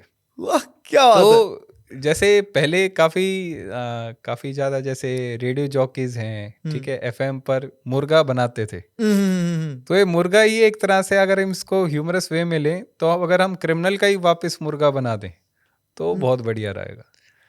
आज मैं कहीं पर देख रहा था कि किसी व्यक्ति के मतलब किसी एक लेडी के पास फ़ोन आया कि हम आपको अरेस्ट कर लेंगे। तो उन्होंने वापस पुलिस को कहा कि भाई अरेस्ट तो कर लेना, लेकिन रास्ते में एक बार मोमोज जरूर ले। हाँ, ये वाला आज ही देखा सर मैंने पोस्ट, इसका ऑडियो मैंने लिंक्डइन पे देखा था। यस। तो तभी मैं कह रहा हूँ कि ऐसे कोई भी अगर फोन कॉल आए, ठीक है, मैसेज आए, तो डरने का नहीं है, अच्छे से बोल्डली उसको फेस करना है। Right. You should not feel के विक्टिमाइज्ड के मेरे पास हो गया तो क्या हो गया, पुलिस का फोन आ गया, ये आ गया, वो हो गया। आपने जब कुछ इलीगल किया ही नहीं तो why should we fear? 100% sir. और सर मान लीजिए कि अगर कोई लेजिट केस है कि किसी ने समहाउ कुछ किया या गलती से किया है और पुलिस उस तक रीच आउट कर रही है, तो पुलिस किस तरह से रीच आउट करती है? हाउ विड यू नो कि ये लेजिटिमेट है, ये नहीं है? अगर मजे लेने के चक्कर में किसी दिन सही पुलिस का फोन आया और मैंने उनके मजे लेने की कोशिश की तो बहुत भारी पड़ सकता है। तो अगर पुलिस को रीच आउट करना है, चाहे मनी लॉन्ड्रिंग का केस है, किसी भी चीज का है, तो how does police reach out? देखिए, अगर कोई ऐसा केस आता है कि आपने कुछ इलीगल काम किए, तो पुलिस हमेशा फिजिकल अरेस्ट पर जाती है। फिजिकल अरेस्ट मतलब ऐसा मैंने कोई केस नहीं देखा कि हमने फ़ोन किया हो कि भाई तेरे खिलाफ केस है और तू जल्दी से आ जा, नहीं तो हम तेरे को उठा लेंगे। तो पुलिस क्या करेगी, जैसे सपोज आप घर पर रह रहे हो और हमें आपका एड्रेस ट्रेस आउट हो गया, आपके नंबर्स ट्रेस आउट हो गए, या फिर सपोज आप कोई कॉलेज में हो या सपोज कोई इंस्टीट्यूशन में हो, एम्प्लॉयड हो, हमने वो ट्रेस आउट कर लिया, तो आप देख पाएंगे कि पुलिस वाले वहाँ पर इन यूनिफॉर्म आएंगे और आपको फिजिकली उठा के लेके जाएंगे। और फिजिकली उठाने के लिए भी कई सारे लीगल प्रोसीजर्स हैं, ठीक है। ऐसा नहीं है कि वहीं पे मतलब ऐसे हाथ वगैरह पकड़ लिए, ये कर लिया, वो कर लिया। वो सारा बताते हैं कि आपके खिलाफ ये केस है, इसलिए आपको उठा रहे हैं, वो कर रहे हैं। तो हम जब फिजिकली पुलिस आती है तो हम बहुत क्वेश्चंस करते हैं। हाँ। कि आप कहाँ से आए हो, मैंने तो कुछ किया ही नहीं, ठीक है, और मुझे क्यों अरेस्ट कर रहे हो, पहले कंप्लेंट दिखाओ, एफआईआर दिखाओ आपके पास। जैसे क्योंकि कई सारी हमने मूवीज़ देखी हैं, ठीक है, कई सारे टीवी शोज़ हैं कि आपके पास वारंट है क्या, आपके पास ये है क्या, ठीक है, रात को क्यों आए हो, दिन में क्यों नहीं आए। लेकिन वही अगर कोई ऑनलाइन करे तो हम इतने क्वेश्चन ही नहीं कर रहे। पॉइंट। तो सोचने वाली बात है कि अगर हम कोई ऐसे आए तो हम ऑनलाइन भी तो उससे क्वेश्चन करें कि भाई कौन हो, आ जाओ, मैं यहाँ पर बैठा हूँ, कर लो मुझे अरेस्ट। यही तो बोलना है आपने।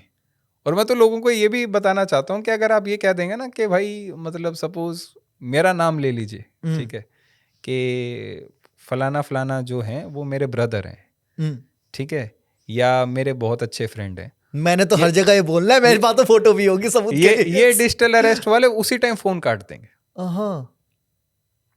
राइट, क्योंकि जो ये बाहर से फोन कर रहे हैं, कंबोडिया है, लाओस है, वियतनाम है, श्रीलंका है, दुबई है, इनकी कोई बैकिंग नहीं है। दिल से बहुत डरते हैं ये। अगर आप इनसे 2-3 क्वेश्चन करेंगे या फिर आप इनसे ही वापस क्वेरल करेंगे, उसी टाइम फोन कटने शुरू हो जाएंगे। वो क्योंकि तो उनको चोर पता है कि ये तो बेवकूफ बन नहीं सकता, इसके साथ हम ठगी कर नहीं सकते, तो why should we waste time. Valid, उनके पास तो फिर हम किसी और से ठगी करेंगे। लंबा कॉन्टेक्स्ट और का अगर चिट्ठा है। एक दिन में 10 से 15 लोग भी इतने ज़्यादा, मतलब ये तो बहुत एक अंडरस्टेटमेंट है, अगर इतने एम्पावर्ड हो गए तो फिर वो सोचेंगे यार ये वाला तरीका तो पुराना हो गया, अब कुछ नया तरीका करना पड़ेगा।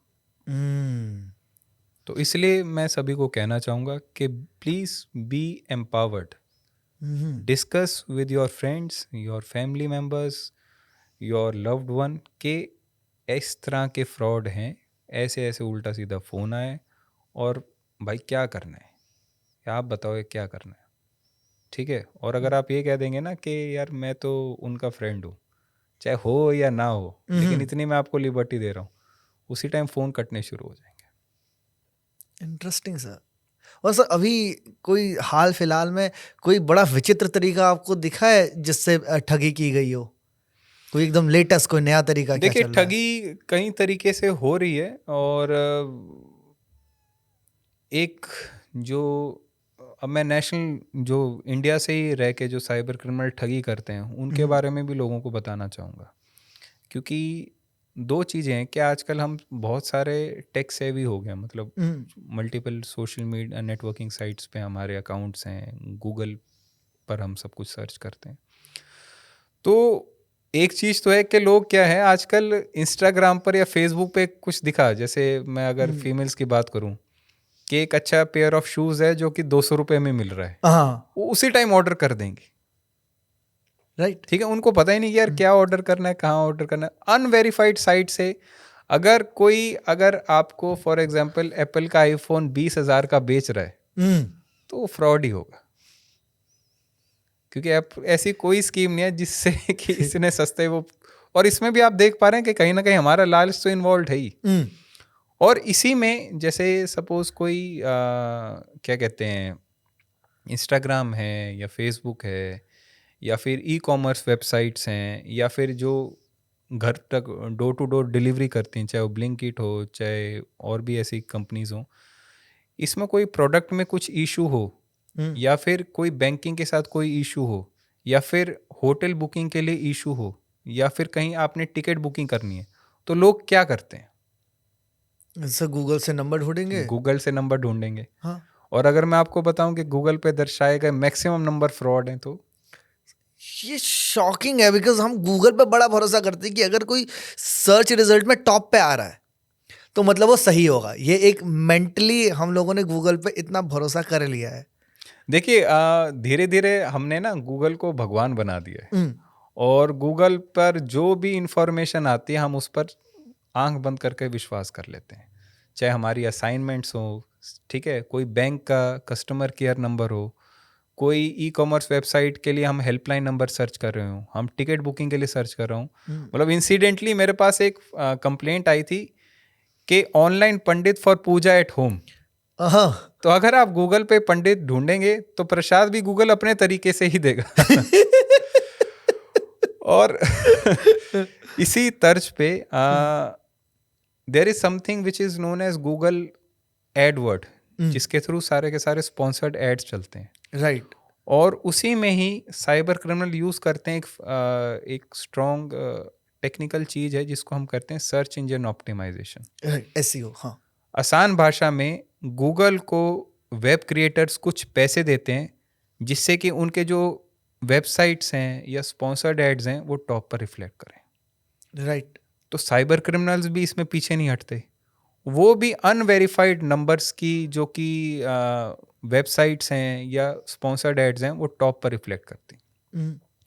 और जैसे ही कोई व्यक्ति उस पर क्लिक करता है, उस द्वारा दर्शाए गए नंबर पर कॉल करता है, ही फील्स के वो अमेजन में या ब्लिंकिट में या सपोज एसबीआई बैंक में या फिर फ्लिपकार्ट में फ़ोन कर रहे हैं, लेकिन वो सारे के सारे जो फ़ोन लग रहे हैं वो स्कैमस्टर्स के पास लग रहे हैं। That is why I always recommend to each and every one कि गूगल पर दर्शाए गए किसी भी नंबर पर कभी कॉल ना करें, क्योंकि 100%। मैक्सिमम नंबर्स गूगल पर फ्रॉड हैं। See, digital world is a very dynamic thing. Google भी टाइम टू टाइम ऐसी फिशी वेबसाइट्स या स्पॉन्सर्ड एड्स को रिमूव करता है, लेकिन जिस स्पीड से वो रिमूव कर रहा है उसी स्पीड से नई एडवर्टीजमेंट्स क्रिएट भी हो रही हैं। Right sir. और क्योंकि साइबर क्रिमिनल का this is food for them, this is their occupation. तो अगर 5 नई एड्स बंद हो रही हैं तो 10 नई एड्स भी आ रही हैं। और अगर वो एड की लॉन्जिटिविटी 2 से 3 दिन है तो कोई ना कोई तो ऐसे बेचारा होगा जो ठगी में फंसे रहा होगा। बिल्कुल। तो डेट इज़ वाई गूगल पर दर्शाए गए किसी भी नंबर पर कभी भी हमें कॉल नहीं करनी। हाँ सर। अगर हमारे पास कोई ग्रीवेंस रिड्रेसल नहीं है तो हम उनके ही वेरीफाइड सोर्सेज पर जाएं। We should not search for some kind of shortcuts. 100% sir. और अगर फिर भी अगर आप गूगल पे जा रहे हो तो जैसे आपने बताया कि एडवर्ड्स से जो एड्स आती हैं वो टॉप पे होती हैं। हाँ बिल्कुल। तो और उनके बाजू में लिखा होता है ऐड है। उसके 2-3 रिजल्ट के बाद आपके जो नॉर्मल एसईओ के रिजल्ट है वो दिखाई देते हैं। और जो ऑर्गेनिक रिजल्ट है उसमें इंसान का बड़ा टाइम लगता है उस लेवल पे किसी भी वेबसाइट को पहुंचने में जो नॉर्मल ऑर्गेनिक सर्च रिजल्ट से पहुंची है। तो एड्स अगर नहीं लिखा हुआ है उसके बगल में और वो वेबसाइट दिख रही है वो आपको बिना एड्स वाली टॉप पे, तब आप उस पर थोड़ा भरोसा कर सकते हैं क्योंकि वो काफ़ी लंबे टाइम से एक्टिव रही होगी। बिल्कुल बिल्कुल। एंड तो उसका लेजिट होने के चांसेस ज़्यादा हो गए। हर से मुझे अचानक से एक बात दिमाग में आई कि आप जब हम पहली बार मिले थे तो जब आपका इंट्रोडक्शन हमारे मित्र दे रहे थे तो उन्होंने बोला ये वो हैं जिन्होंने व्हाट्सएप पे केस कर दिया था। वो क्या कहानी है सर? व्हाट्सएप पे केस क्यों किया आपने?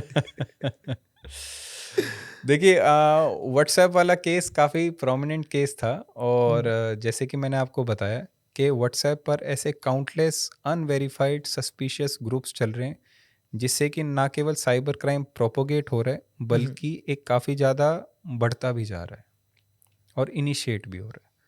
तो जैसे अभी हमने गूगल की बात की, तो ऐसी व्हाट्सएप की बात है। तो लोगों ने अपने नियर एंड डियर वन पे विश्वास नहीं करते, लेकिन गूगल पे या व्हाट्सएप पे अगर कोई ग्रुप है तो उनको लगे यार ये तो वेरीफाइड है। हाँ। टेलीग्राम के लिए वो अभी भी इतना ज़्यादा हमारे अंदर ट्रस्ट फैक्टर नहीं है, हम्म। क्योंकि हमें लगता है पता नहीं यार टेलीग्राम पर क्या क्या सर्च हो जाए, लेकिन व्हाट्सएप पे लोगों को अभी भी ट्रस्ट हो रहा है। हम्म। तो ऐसे ही कुछ फ्रॉड ग्रुप्स थे जो व्हाट्सएप पर चल रहे थे। और जैसे हमने देखा कि और ज़्यादा ये क्या कहते हैं प्रोपोगेट हो रहा है, ठीक है, तो वी एडवाइज्ड व्हाट्सएप के सारे ग्रुप्स वगैरह डिलीट कर दी जाए।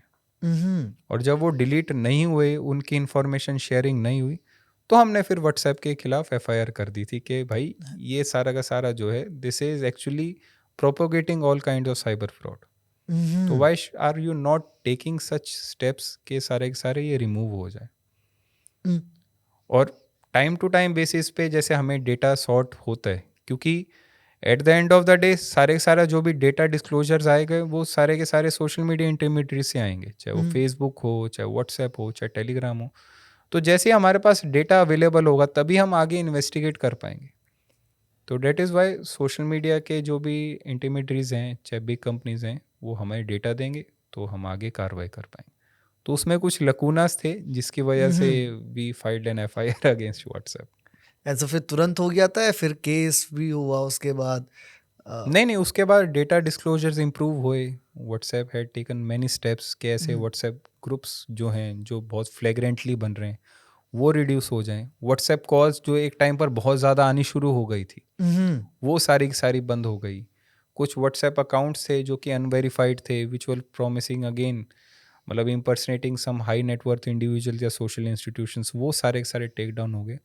तो this is a step in a मतलब process. This is a complete process जहाँ पर कभी क्रिमिनल नई नई चीज़ें डिवाइस करेंगे and police will always work to cut down all those unverified links. Right sir. और गूगल पे भी तो केस किया था ना शायद आपने? देखिए, गूगल से के साथ हम टाइम टू टाइम एडवाइजरी ज़रूर शेयर करते रहते हैं। जैसे कि फॉर एग्जांपल कोई स्पॉन्सर्ड एड्स की मैं बात करूं, या फिर कुछ ऐसे ऑब्ससीनिक वीडियोस हैं या सॉन्ग्स हैं जो कि यूट्यूब पर चल रहे हैं, या फिर कुछ ऐसी ऑब्ससीनिक रील्स हैं जो कि यूट्यूब पे चल रही हैं, तो टाइम टू टाइम जैसे हमारे पास कंप्लेंट्स आती हैं जिसमें Google as a platform use होता है, तो वी वर्क फॉर के ये सारे के सारे आप रिमूव करें, और उसके लिए भी लीगल चैनल जो भी हैं उसमें हम एक्शंस वगैरह लेते हैं। बिल्कुल सर। ये इसी से मिलता जुलता सर एक थॉट मेरे दिमाग में आया है कि कई बार ये भी हो रहा है कि माँ बाप पे सीधा फ़ोन आता है कि देखिए जी आपकी बेटी का एक पॉर्न वीडियो मिला है हमें, या ये फोटोज़ हैं आपकी बेटी की जो हमारे पास आ गई हैं। समहाउ मॉफ फोटोज़ होती हैं जिसमें कि सर कहीं से भी सोशल मीडिया से उठा के उन्होंने उनकी बेटी का या उनके रिलेटिव्स का बेटी का सर लगा दिया और बॉडी किसी पॉर्न स्टार की है। तो अब ऐसी फोटोज़ वे लोग सीधे माँ बाप को भेजते हैं और बोलते हैं कि देखो जी या तो आप पैसा दो या फिर हम इसको अभी वायरल कर देंगे, सोशल मीडिया पे डाल देंगे, या आपके जितने भी रिश्तेदार हमें इस कांटेक्ट में आपकी फेसबुक प्रोफाइल पे दिख रहे हैं हम उन सबको भेज देंगे। और ऐसे में मैंने अभी रिसेंटली जब मैं रिसर्च कर रहा था तो आई केम टू नो कि ऐसे कई केसेस हुए जहाँ पे पूरे पूरे परिवार ने शर्म के डर से सुसाइड कर लिया। See this cyber criminals are extremely evil and extremely unapologetic people। अगर कोई किसी की इमोशन से खिलवाड़ करके ये इजी मनी कमा रहा है तो ये कभी भी फूलते नहीं है ऐसे पैसे। एंड डेट इज़ वाई कुछ एक हॉटस्पॉट्स हैं जिनके थ्रू सारा का सारा साइबर क्राइम जो है ऐसा एमिनेट हो रहा है, जहाँ पर वो पैनिक की सिचुएशन डालते हैं। जैसे कि आपके पास फ़ोन कॉल आता है कि एक तो डिजिटल अरेस्ट हो गया, जिसमें पार्सल पूर्सल की बात होगी। एक जो हमारा जो नेशनल साइड मतलब जो इंडिया साइड से फ्रॉड हो रहा है, जहाँ पर कोई भी 10वीं 12वीं पास लड़के हैं जिनको ज़्यादा फ़ोन नहीं है, इसको हम फेक कॉल फ्रॉड्स कहते हैं या विशिंग फ्रॉड्स कहते हैं। वो कहते हैं कि हम पुलिस से बोल रहे हैं और आपके बेटे को मोलेस्टेशन में अंदर कर रहे हैं, या फिर आपकी बेटी ने ट्रैफिक वायलेशन दी है। ठीक है, तो एक तो हो गया लॉ इन्फोर्समेंट एजेंसीज, सेकंड है हॉस्पिटल कि आपके फादर का एक्सीडेंट हो गया है, हाँ, आपकी बेटी का एक्सीडेंट हो गया है। ठीक है, अगेन अ पैनिक। या तीसरा कि भाई मैं तेरा चाचा बोल रहा हूँ, मैं तेरा ताऊ बोल रहा हूँ, और अभी सभी के सभी जो जितने मैंने आपको इम्पर्सनेशन दिखाए, यूपीआई के माध्यम से 20,000 दें इमीडिएटली। तो अगर कोई भी व्यक्ति आपसे यूपीआई के माध्यम से इमीडिएटली पैसे मांगे तो मान लीजिएगा फ्रॉडस्टर है, चाहे वो पुलिस बन के। मतलब there was an unfortunate case जिसमें एक आगरा में एक टीचर थे जिनके पास कॉल आया कि उनकी बेटी को प्रोस्टिट्यूशन रैकेट में पकड़ लिया है हाँ, और आप तुरंत पैसे दें। तो एक उस लेडी ने काफ़ी पैसे दिए और घर पर आके she died of a cardiac arrest. Right sir, तो ये डेट इज़ सुना था वाई मैंने। आई ऑलवेज से कि जो भी साइबर क्रिमिनल है, these are worthless and very evil people, जो आपकी इमोशन से खेल के आपके परिवार को एक्सप्लॉइट करके आपके साथ ठगी कर रहे हैं। तो इनसे हमने डरना नहीं है। अगर कोई ऐसी फोटो मॉर्फिंग है या कोई पुलिस वाला बनकर फ़ोन कर रहा है या हॉस्पिटल वाला बनकर फ़ोन कर रहा है या आपका रिश्तेदार बनकर फ़ोन कर रहा है, तो हमेशा एक बार सोच ज़रूर लेना। अपने अगर वो कह रहा है कि आपका बेटा जो है वो इमरजेंसी सिचुएशन में है, तो बेटे को फ़ोन लगाओ। ठीक है, अगर वो फ़ोन नहीं उठा पा रहा तो कोई ना कोई उसका बॉस है, उसको फ़ोन लगा लो। अगर वो कहे कि आपके फादर को कोई इमरजेंसी, कोई एक्सीडेंट हो गया, तो फादर को फ़ोन लगाओ। अगर फादर नहीं फ़ोन उठा पा रहे तो उनकी ऑर्गेनाइजेशन में फ़ोन लगाओ। कोई रिश्तेदार बन के आपसे पैसे ले रहा है, कोई बॉस बन के आपसे पैसे ले रहा है, तो एक बार उनसे वेरीफाई ज़रूर करो। क्योंकि मैंने जैसे आपको अपॉर्चुनिटी कॉस्ट के बारे में बताया था, अगर आप साइबर क्रिमिनल को 1 मिनट तक बातों में उलझा के रखोगे, उससे इंक्वायर करोगे, उससे वेरीफाई करोगे, तो कई केसेस मेरे पास आए हैं जहाँ पर गाली गलौज दे के साइबर क्रिमिनल ने फ़ोन काट दिया। हाँ, हाँ, हाँ, हाँ सर, मेरे को भी रिसेंटली गालियाँ पड़ चुकी है। हाँ, हाँ, हाँ सर, वही था सर कि आपका नंबर बंद होने वाला है, ठीक है, एक नंबर दबाओ कस्टमर केयर से बात करने के लिए। मैं समझ गया था ये फ्रॉड है, बट ऐसे ही मैंने एक नंबर लगा दिया। मैं गाड़ी चला रहा हूँ, मम्मी मेरे बाजू में बैठी हुई है। एक दबाया तो उन्होंने बोला, मैंने कहा, वो बोले भाई बताइए। मैंने कहा अभी अभी ऐसा ऐसा मैसेज था कि मेरा नंबर बंद होने वाला है। तो बोले अपना नाम बताइए। तो उस टाइम पे मैंने ऐसे ही मेरे मुंह से मैंने कहा सद्दाम हुसैन मेरा नाम है।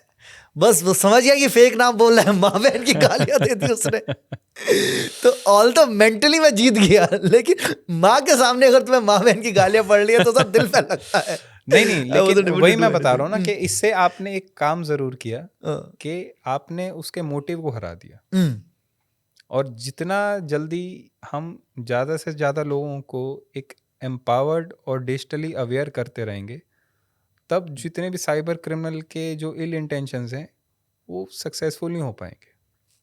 उसको पता चल जाएगा अरे ये तरीका तो बहुत पुराना हो गया। हम्म, ठीक है, जैसे एक पहले काफ़ी 2 साल पहले काफ़ी ज़्यादा प्रोमिनेंट केसेस होते थे सेक्सटॉर्शन के, जिसमें इंस्टाग्राम पर या फेसबुक पे कोई रैंडम महिला आपको रिक्वेस्ट देती थी, और उसके कुछ लूपहोल्स कैसे होते थे, जैसे फ्रेंड्स में देख पाएंगे तो एक फ्रेंड है या 5 फ्रेंड्स हैं। ठीक है, हाँ, प्रोफाइल कब क्रिएट हुई, एक दिन पहले तो प्रोफाइल क्रिएट हुई है, बस एक यूज़र ने एक डीपी है और एक कवर फोटो है। अगर मैं फेसबुक की बात करूं, इंस्टाग्राम पर भी बस एक डीपी एक दिन पहले ही लगी है। और अगेन कॉलेज वाले जैसे बच्चे हैं, ठीक है, वो उन्होंने वो एक्सेप्ट कर ली प्रोफाइल। उसके बाद वो महिला एक दिन अच्छे बातें करती है, ठीक है, कि आई लाइक यू ये, और वीडियो कॉल करते हैं, और वीडियो कॉल पर आप देख पा रहे हैं दूसरी साइड से कुछ पोर्नोग्राफिक कंटेंट चल रहा है और आपका चेहरा वहाँ पर उसने कैप्चर कर लिया है। हाँ। और उसके बाद वो बच्चों को, जैसे कॉलेज के बच्चे हैं या काफ़ी ज़्यादा जैसे अब मेल मेंबर्स हैं फैमिली में, ठीक है, उनको कहते हैं कि आप हर जगह सर्कुलेट करेंगे। तो धीरे धीरे लोग अवेयर हो गए उसके बारे में, कहते हैं कि यार करनी है, अवेयर कर दे। मैं तो बस मैं लोगों को जैसे बताता था कि व्हाट्सएप पर एक स्टेटस लगा दो कि somebody is morphing my image, please do not पे रिगार्ड। तो वो जो फ्रॉड है वो कम हो गया। तो अब साइबर क्रिमिनल को सोचना पड़ रहा है कि यार सेक्सटॉर्शन तो हो नहीं पा रहा, तो अब कुछ नया तरीका ट्राई करें। तो ऐसे ही अगर हम थोड़ा सा और अवेयर होंगे, एम्पावर्ड होंगे, तो हमारे साथ साइबर क्राइम कमिट हो ही नहीं सकता। जब तक हमारी एक्टिव एंगेजमेंट नहीं होगी, जब तक हम कॉल उठाएंगे नहीं, मैसेज को रिस्पॉन्ड नहीं करेंगे, गूगल पे सर्च नहीं करेंगे, कोई हाइपरलिंक पे क्लिक नहीं करेंगे, कोई ऐसे वेबसाइट या फिर एडवर्टीजमेंट जैसे प्लेटफॉर्म्स पे उस पर क्लिक नहीं करेंगे, तब तक हमारे साथ फ्रॉड हो ही नहीं सकता। बिल्कुल अब जो OTP वाले फ्रॉड है ना, वो 2-3 साल पहले ही थे। अब लोग क्या कहते हैं जी, हमने तो OTP दिया ही नहीं। मैंने कहा OTP तो आप देने की ज़रूरत ही नहीं है। आपने लिंक पे क्लिक किया हो कोई अनवेरीफाइड, जो नीले रंग का लिंक होता है जिसको हम हाइपर लिंक कहते हैं, वो सारे के सारे अगर आप नहीं करोगे तो आपके साथ फ्रॉड कभी हो ही नहीं सकता। बिल्कुल सर। अभी यहाँ पे ये हो गया कि आजकल लोग ना, अगर उनको लग रहा है कि यार ये जो चीज़ मैं देख रहा हूँ वो थोड़ी सी, मुझे लग रहा है कि यहाँ पे कुछ हो सकता है। फॉर एग्जांपल कोई यूथ पॉर्न एक्सेस कर रहा है, तो वो इनकॉग्निटो मोड चालू कर लेता है। ठीक है। अब मैं ये जानना चाहता आपसे कि asking for a friend sir नहीं, कि आप अपने बारे में भी पूछ लीजिएगा। कि अगर कोई भी इस टाइप की साइट आप एक्सेस कर रहे हैं, तो क्या इनकॉग्निटो मोड लगाने से सारी चीज़ें सिक्योर हो जाती हैं? क्या फ़ायदा होता है देखिए, इनकॉग्निटो आप मोड अपने लगाने लिए पूछना चाह रहे हैं ये। फैमिली भी देखती है मेरा ये पॉडकास्ट, तो आस्किंग फॉर अ फ्रेंड ऐसा। देखिए, कुछ भी हम नेट पर नेविगेट करते हैं तो डेटा पैकेट्स के थ्रू वो सारा का सारा ट्रांसमिट होता है। जैसे अगर मैं कोई आज से शायद 30 या 40 साल पहले बात करूं, तो लोगों को अगर कोई मैसेज रिले करना होता था तो एक चिट्ठी के थ्रू रिले करते थे, लेटर्स के थ्रू। ठीक है, not just love letters, normal भी कॉरेस्पॉन्डेंस हो, टेलीग्राम्स हो, मनी ऑर्डर्स आते थे, वो सारे चिट्ठी के थ्रू होते थे जब डिजिटलाइजेशन नहीं हुई थी। तो उनको हम क्या कहते हैं, पैकेट्स कहते थे या लेटर्स कहते थे। उसी तरह आज के टाइम पर भी जो भी डिजिटल मीडिया में ट्रैफिक चल रहा है, डेटा ट्रैफिक चल रहा है, वो भी डेटा पैकेट्स के तरह से ट्रांसमिट होता है। बिल्कुल सर।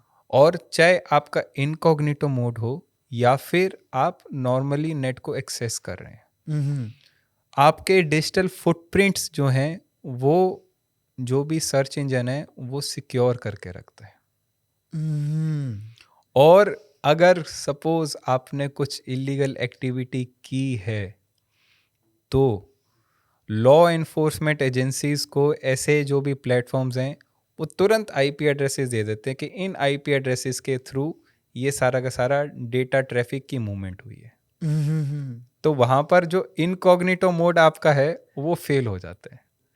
बल्कि एक बहुत पुरानी सेइंग भी है, क्योंकि अब जैसे हम डिजिटली कनेक्टेड आ रहे हैं और नए नए तरह के हमारे पास क्या कहते हैं केसेस आ रहे हैं, कंप्लेंट्स आ रहे हैं, तो एक सभी के लिए एक सेइंग मैं बताना चाहूँगा कि internet neither forgives nor forget. Internet ना भूलता है ना आपको माफ़ करता है। तो जो भी आप एक बार नेट पर चीज़ डाल देते हैं वो कभी भी रिमूव नहीं होती। तो इसी प्रकार अगर आप कुछ इनकॉग्निटो मोड में भी जैसे कुछ नेट को एक्सेस कर रहे हैं या प्रॉक्सीज के थ्रू एक्सेस कर रहे हैं या VPNs के थ्रू एक्सेस कर रहे हैं, अगर कुछ काफ़ी ज़्यादा इलीगल चीज़ है और लॉ इन्फोर्समेंट एजेंसीज के पास आपकी कुछ कंप्लेंट आ रखी है तो वो डिटेक्ट हो जाती है। ओके सर, ठीक है, समझ गया सर। सर क्या अभी हमारी कंट्री में क्या पॉर्न एक्सेस करना इलीगल है? Asking for a friend. देखिए, child pornography is illegal as of now right. And voyeurism is illegal. तो क्या किसी की वेरी वोयरिज्म मतलब जैसे कई केसेस आते हैं कि कोई कपल की प्राइवेट मोमेंट्स हैं, वो अनऑथराइज्ड वे में एक्सेस वगैरह होती हैं। जैसे होटल के अंदर जो कैमरेज मिल जी, जाते हैं जी। उनके थ्रू जो हो या रहा फिर सपोज़ किसी की अगर प्राइवेट फ़ोटोज़ हैं या वीडियोज़ हैं, वो अनऑथराइज्ड वे में कोई और व्यक्ति वगैरह शेयर करे और वो कहीं अपलोड हों, तो वो तो डेफ़िनेटली इल्लीगल है ही। है राइट बाकी porn itself is a grey area, ठीक है? मतलब आई वुड एडवाइस कि we should restrain from accessing all kind of this stuffs. और child pornography as well as voyeurism, जिसकी मैंने आपको बात की थी, वो तो डेफिनेटली इलीगल है ही है। राइट सर तो अगर आपके पास कहीं ऐसे कोई वेब पेजेस हैं जिनके थ्रू ये सारे के सारे कंटेंट प्रमोट हो रहे हैं, तो आप उसकी रिपोर्ट भी कर सकते हैं, जिससे कि वो सारे के सारे टेक डाउन हो। क्योंकि आपके चंद मिनट के प्लेजर के लिए क्या पता किसी की ज़िंदगी में क्या वो इम्पेक्ट हो रहा हो। 100% सर अभी ये भी देखने को मिला था कि जब ये अभी कोलकाता वाला रेप सीन हुआ था तो उसके बाद there was a increase in the search कि उनका वीडियो किसी को ऑनलाइन मिल जाए तो हाँ, वो हाँ, बहुत हाँ। सर्च होने लग गया था and somebody shared search data तो See, we should always be controlling all our urges. मैं तो हमेशा ये कहूँगा कि ऐसी कोई भी डेटा ट्रैफिक को एक्सेस ना करें जो आपको पता है पहले ही इलीगल है। और नॉन कंसेंशुअल अगर कोई भी फ़ोटोज़ हैं, वीडियोज़ हैं या और भी कुछ रील्स हैं, उनको अगर हम रिपोर्ट कर दें तो ज़्यादा अच्छा है। सही बात है सर क्योंकि इन्वेजन ऑफ प्राइवेसी किसी को अच्छा नहीं लगता। हम्म, तो ये काफ़ी ग्रे एरिया है और आपने काफ़ी एक अच्छा एक टॉपिक भी चुना है कि ये सब कुछ करना चाहिए या नहीं करना चाहिए। हम्म, तो मेरे हिसाब से तो जहाँ पर आपको लगता है कि मन गवाही नहीं दे रहा, हम्म, देखिए कहते हैं कि एक व्यक्ति के अंदर बुद्धि का विकास बाद में होता है, लेकिन पहले उसके अंदर विवेक आ जाता है। हम्म, आपको पता होता है कि ये चीज़ जो आपने की है वो असली मतलब ठीक की है या गलत की है। तो जहाँ पर आपके मन ही वो चीज़ को गवाही नहीं दे रहा, तो क्यों उसको आगे परसिस्ट करना। Valid point sir very valid point sir अब सर यहाँ पे जब हम लोगों ने बोला कि अनऑथराइज चीज़ें जो चाइल्ड पोर्नोग्राफी है and everything these are the एकदम ये सबसे इलीगल चीज़ है सबसे बुरी चीज़ है सर अब इन बुरी चीज़ों की भी एक दुनिया है which is called dark web थोड़ा सा डार्क वेब के बारे में बताइए मतलब it's one of the term जो बहुत ही ज़्यादा मैंने सुना है लोगों को यूज़ करते हुए तो डार्क वेब है क्या and how is it different from हमारा नॉर्मल इंटरनेट से देखिए जो नेट पर ट्रैफिक चल रहा है उसको हम 3 वे में डिफाइन करते हैं। नंबर 1 इज़ सरफेस वेब, जो कि सारी की सारी एक्सेसिबल रहते हैं। सेकंड इज़ डीप वेब, जो कि कुछ साइट्स द्वारा हिडन है। काफ़ी पहले वो जो भी डेटा था या कंटेंट था क्रिएट हो गया था, लेकिन over the period of time या फिर अपडेट्स के बाद वो सारा का सारा अब इतना इजीली एक्सेसिबल नहीं है। And the third one is dark web. Dark web में बेसिकली टॉर वेबसाइट्स होती हैं। टॉर, टॉर हाँ जी, टॉर द अनियन रूट कहते हैं इसको। सो टॉर वेबसाइट्स हैं, टॉर ब्राउज़र्स के थ्रू हम वो चीज़ एक्सेस करते हैं जो कि काफ़ी ज़्यादा ईज़िली एक्सेसिबल नहीं है। मतलब अगर किसी को लगता है कि वो गूगल पर वो डार्क वेब को मतलब डार्क वेब एक्सेस कर लेगा, तो ऐसी बात नहीं होती। जो डार्क वेब है उसको एक्सेस करने के लिए ब्राउज़र्स भी अलग हैं, वेबसाइट्स भी अलग हैं और कहीं कहीं जगह पर तो यूज़र परमिशंस वगैरह की भी ज़रूरत होती है। तो डार्क वेब है, ऐसी चीज़ एग्जिस्ट करती है जहाँ पर हर तरह के प्रोडक्ट्स हैं, कंटेंट है, फ़ोटोज़ हैं, वीडियोज़ हैं, गेम्स हैं। बट आम जनता के लिए मैं कहना चाहूँगा कि यार सर्विस वेब पे ही बहुत सारा कंटेंट है, ठीक है? तो हम वही एक्सेसिबल करें तो वो ज़्यादा बढ़िया रहेगा, क्योंकि डार्क वेब में तो बहुत सारी चीज़ें चल रही हैं। अगर किसी के साथ फ्रॉड हुआ है बैंक की क्या जिम्मेदारी है सर बैंक की पूरी जिम्मेदारी है, क्योंकि at the end of the day आप बैंक के क्लाइंट हैं, हम्म, आप बैंक के वेरीफाइड कस्टमर हैं, you have complete consumer interest, you have complete consumer rights कि आप बैंक को लाइबल करें कि भाई ये फ्रॉड मेरे साथ हुआ कैसे।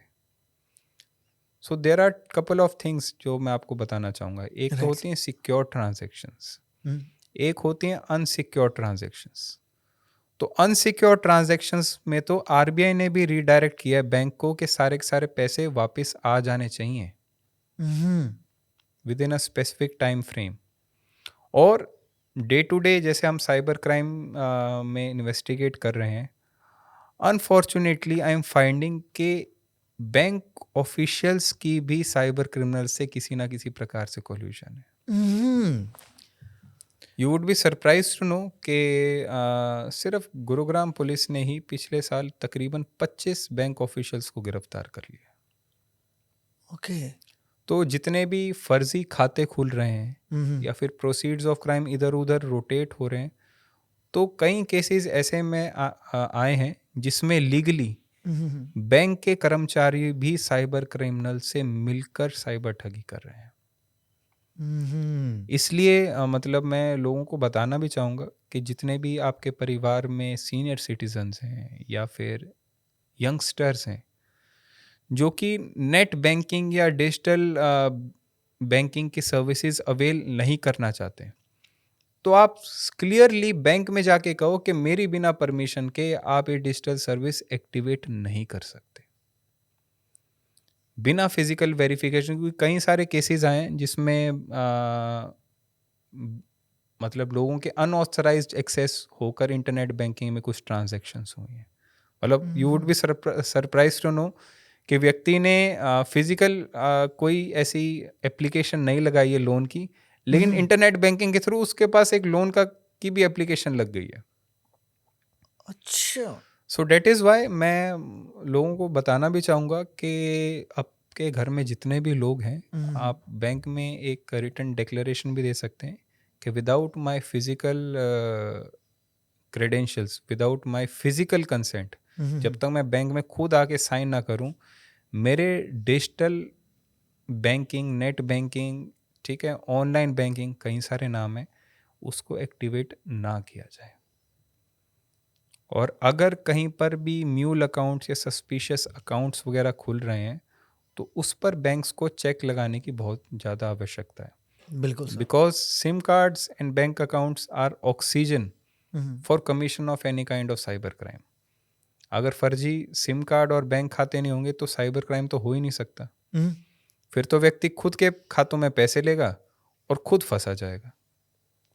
बट साइबर क्राइम का लैंडस्केप ऐसा है कि धीरे धीरे ये बढ़ता जा रहा है, तो लोग म्यूल अकाउंट्स को यूज़ करके साइबर क्राइम कमिट कर रहे हैं। बिल्कुल सर, तो अगर कोई म्यूल अकाउंट्स के साथ भी साइबर क्राइम कमिट कर रहा है ये सोच के क्रिमिनल कि वो तो कभी पकड़ा नहीं जाएगा, तो भूल जाइए। क्योंकि साइबर क्राइम सिर्फ आप एक व्यक्ति के साथ नहीं कर रहे, हम्म, आप एक डिस्ट्रिक्ट पुलिस के साथ नहीं कर रहे, आप भारत में कई डिस्ट्रिक्ट पुलिस कई लोगों के साथ कर रहे हैं, तो कोई ना कोई डिस्ट्रिक्ट पुलिस तो आपको पकड़ेगी पकड़ेगी। और यूथ स्पेशली यंगस्टर्स जो कॉलेज में हैं, उनको भी मैं बताना चाहूँगा कि अपने खाते के क्रेडेंशियल्स कभी भी किसी को ना दें। हम्म, और भाईचारे में दोस्ती निभाने के लिए या फिर छोटे से गेन के लिए, चाहे वो 5,000 हो, चाहे 10,000 हो, चाहे 20,000 हो, अपना खाता ना खुलवाएं। क्योंकि अगर आपके खाते में प्रोसीड्स ऑफ क्राइम आए, फ्रॉड के पैसे आए, तो आप क्रिमिनली लायबल होंगे, आप अरेस्ट भी होंगे और आपका पूरा पूरा फ्यूचर डिस्ट्रॉय हो जाएगा। हाँ सर, लॉजिकल है, तो इसलिए भाईचारे में दोस्ती निभाने के लिए ना केवल अपना खाता किसी को दें, और दूसरा है कि ना किसी के कहने पर ऐसा कोई खाता खुलवाएं। बिल्कुल सर।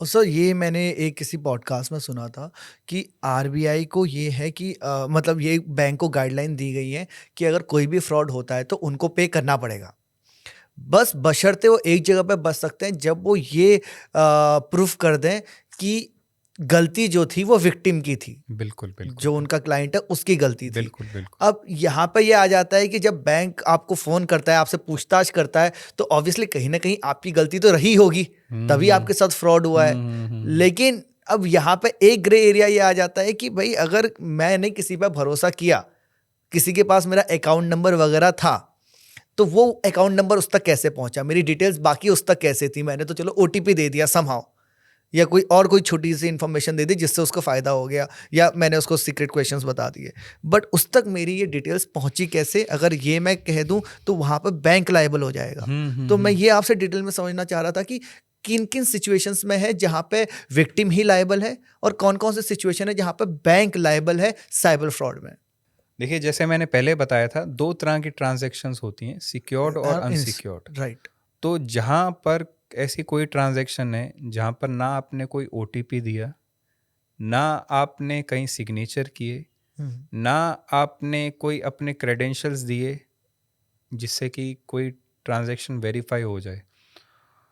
वो ट्रांज़ैक्शन आपके खाते से हो गई है, तो वहाँ पर तो बैंक 100% लायबल है कि आपके पैसे वापस लौटाएगा। लेकिन जैसे मैंने आपको बताया कि कुछ ऐसे केसेस हैं जहाँ पर साइबर क्रिमिनल आपकी इमोशंस के साथ खेल के साइबर क्राइम कमिट करते हैं। तो कभी कभी हम बैंक में खुद जाके पैसे दे रहे हैं, ठीक है, या यूपीआई की पेमेंट से कर रहे हैं, वहाँ पर बैंक पर्सनली लायबल नहीं होता।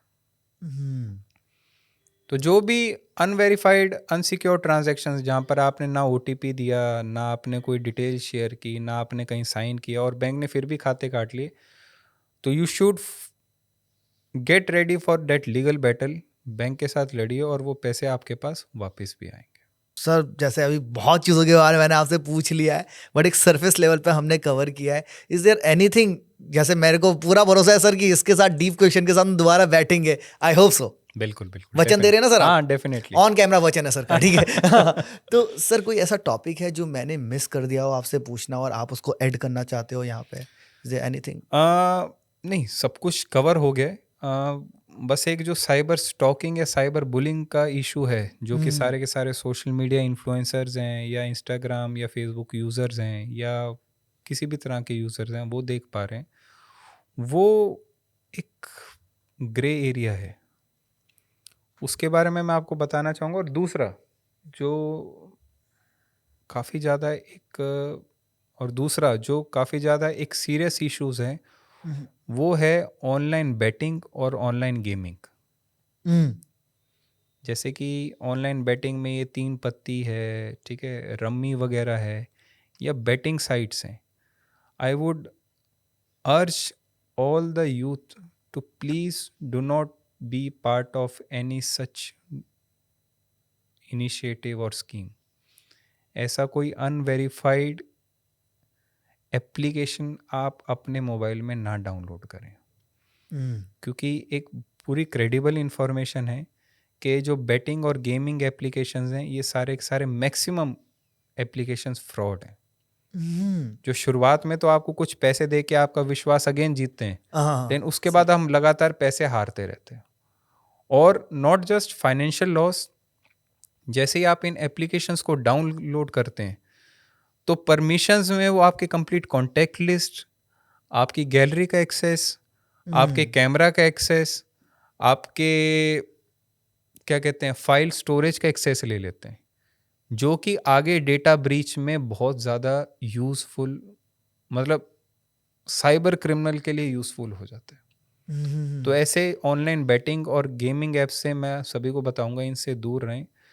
और सेकेंडली, क्योंकि हम सभी के सभी I hope negative social media influencers भी हैं, जो कि काफ़ी फूहड़ कंटेंट, काफ़ी बेकार कंटेंट देकर कुछ ना कुछ व्यूज़ बढ़ाने की कोशिश करते हैं, लेकिन पॉजिटिव सोशल मीडिया इन्फ्लुएंसर्स भी हैं who want to bring some kind of change in this society.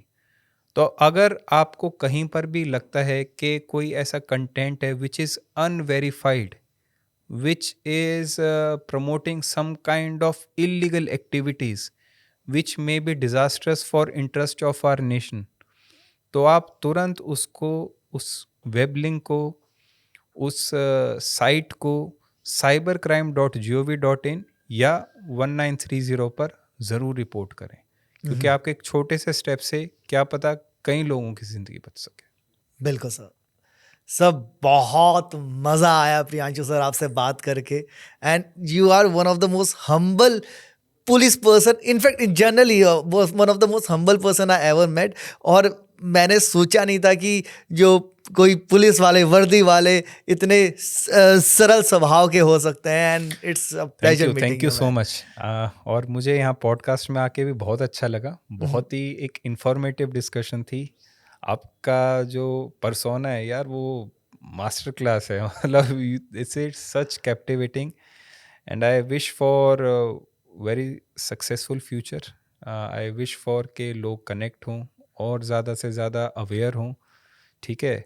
अपने आप को ना केवल फाइनेंशियल फ्रॉड से सिक्योर करें, बल्कि साइबर हाइजीन भी मेंटेन करें, और let's be part of new digital India. 100% sir. Thank you so much for being part of the podcast sir. Thank you so Babacast में आपका दिल से स्वागत है। ठीक है, थैंक यू सो मच। तो बाबा, ये था आज का हमारा पॉडकास्ट प्रियांशु दीवान जी के साथ, जिसमें हमें बहुत मजा आया। बहुत इंफॉर्मेटिव पॉडकास्ट था, बहुत अच्छा डिस्कशन हुआ।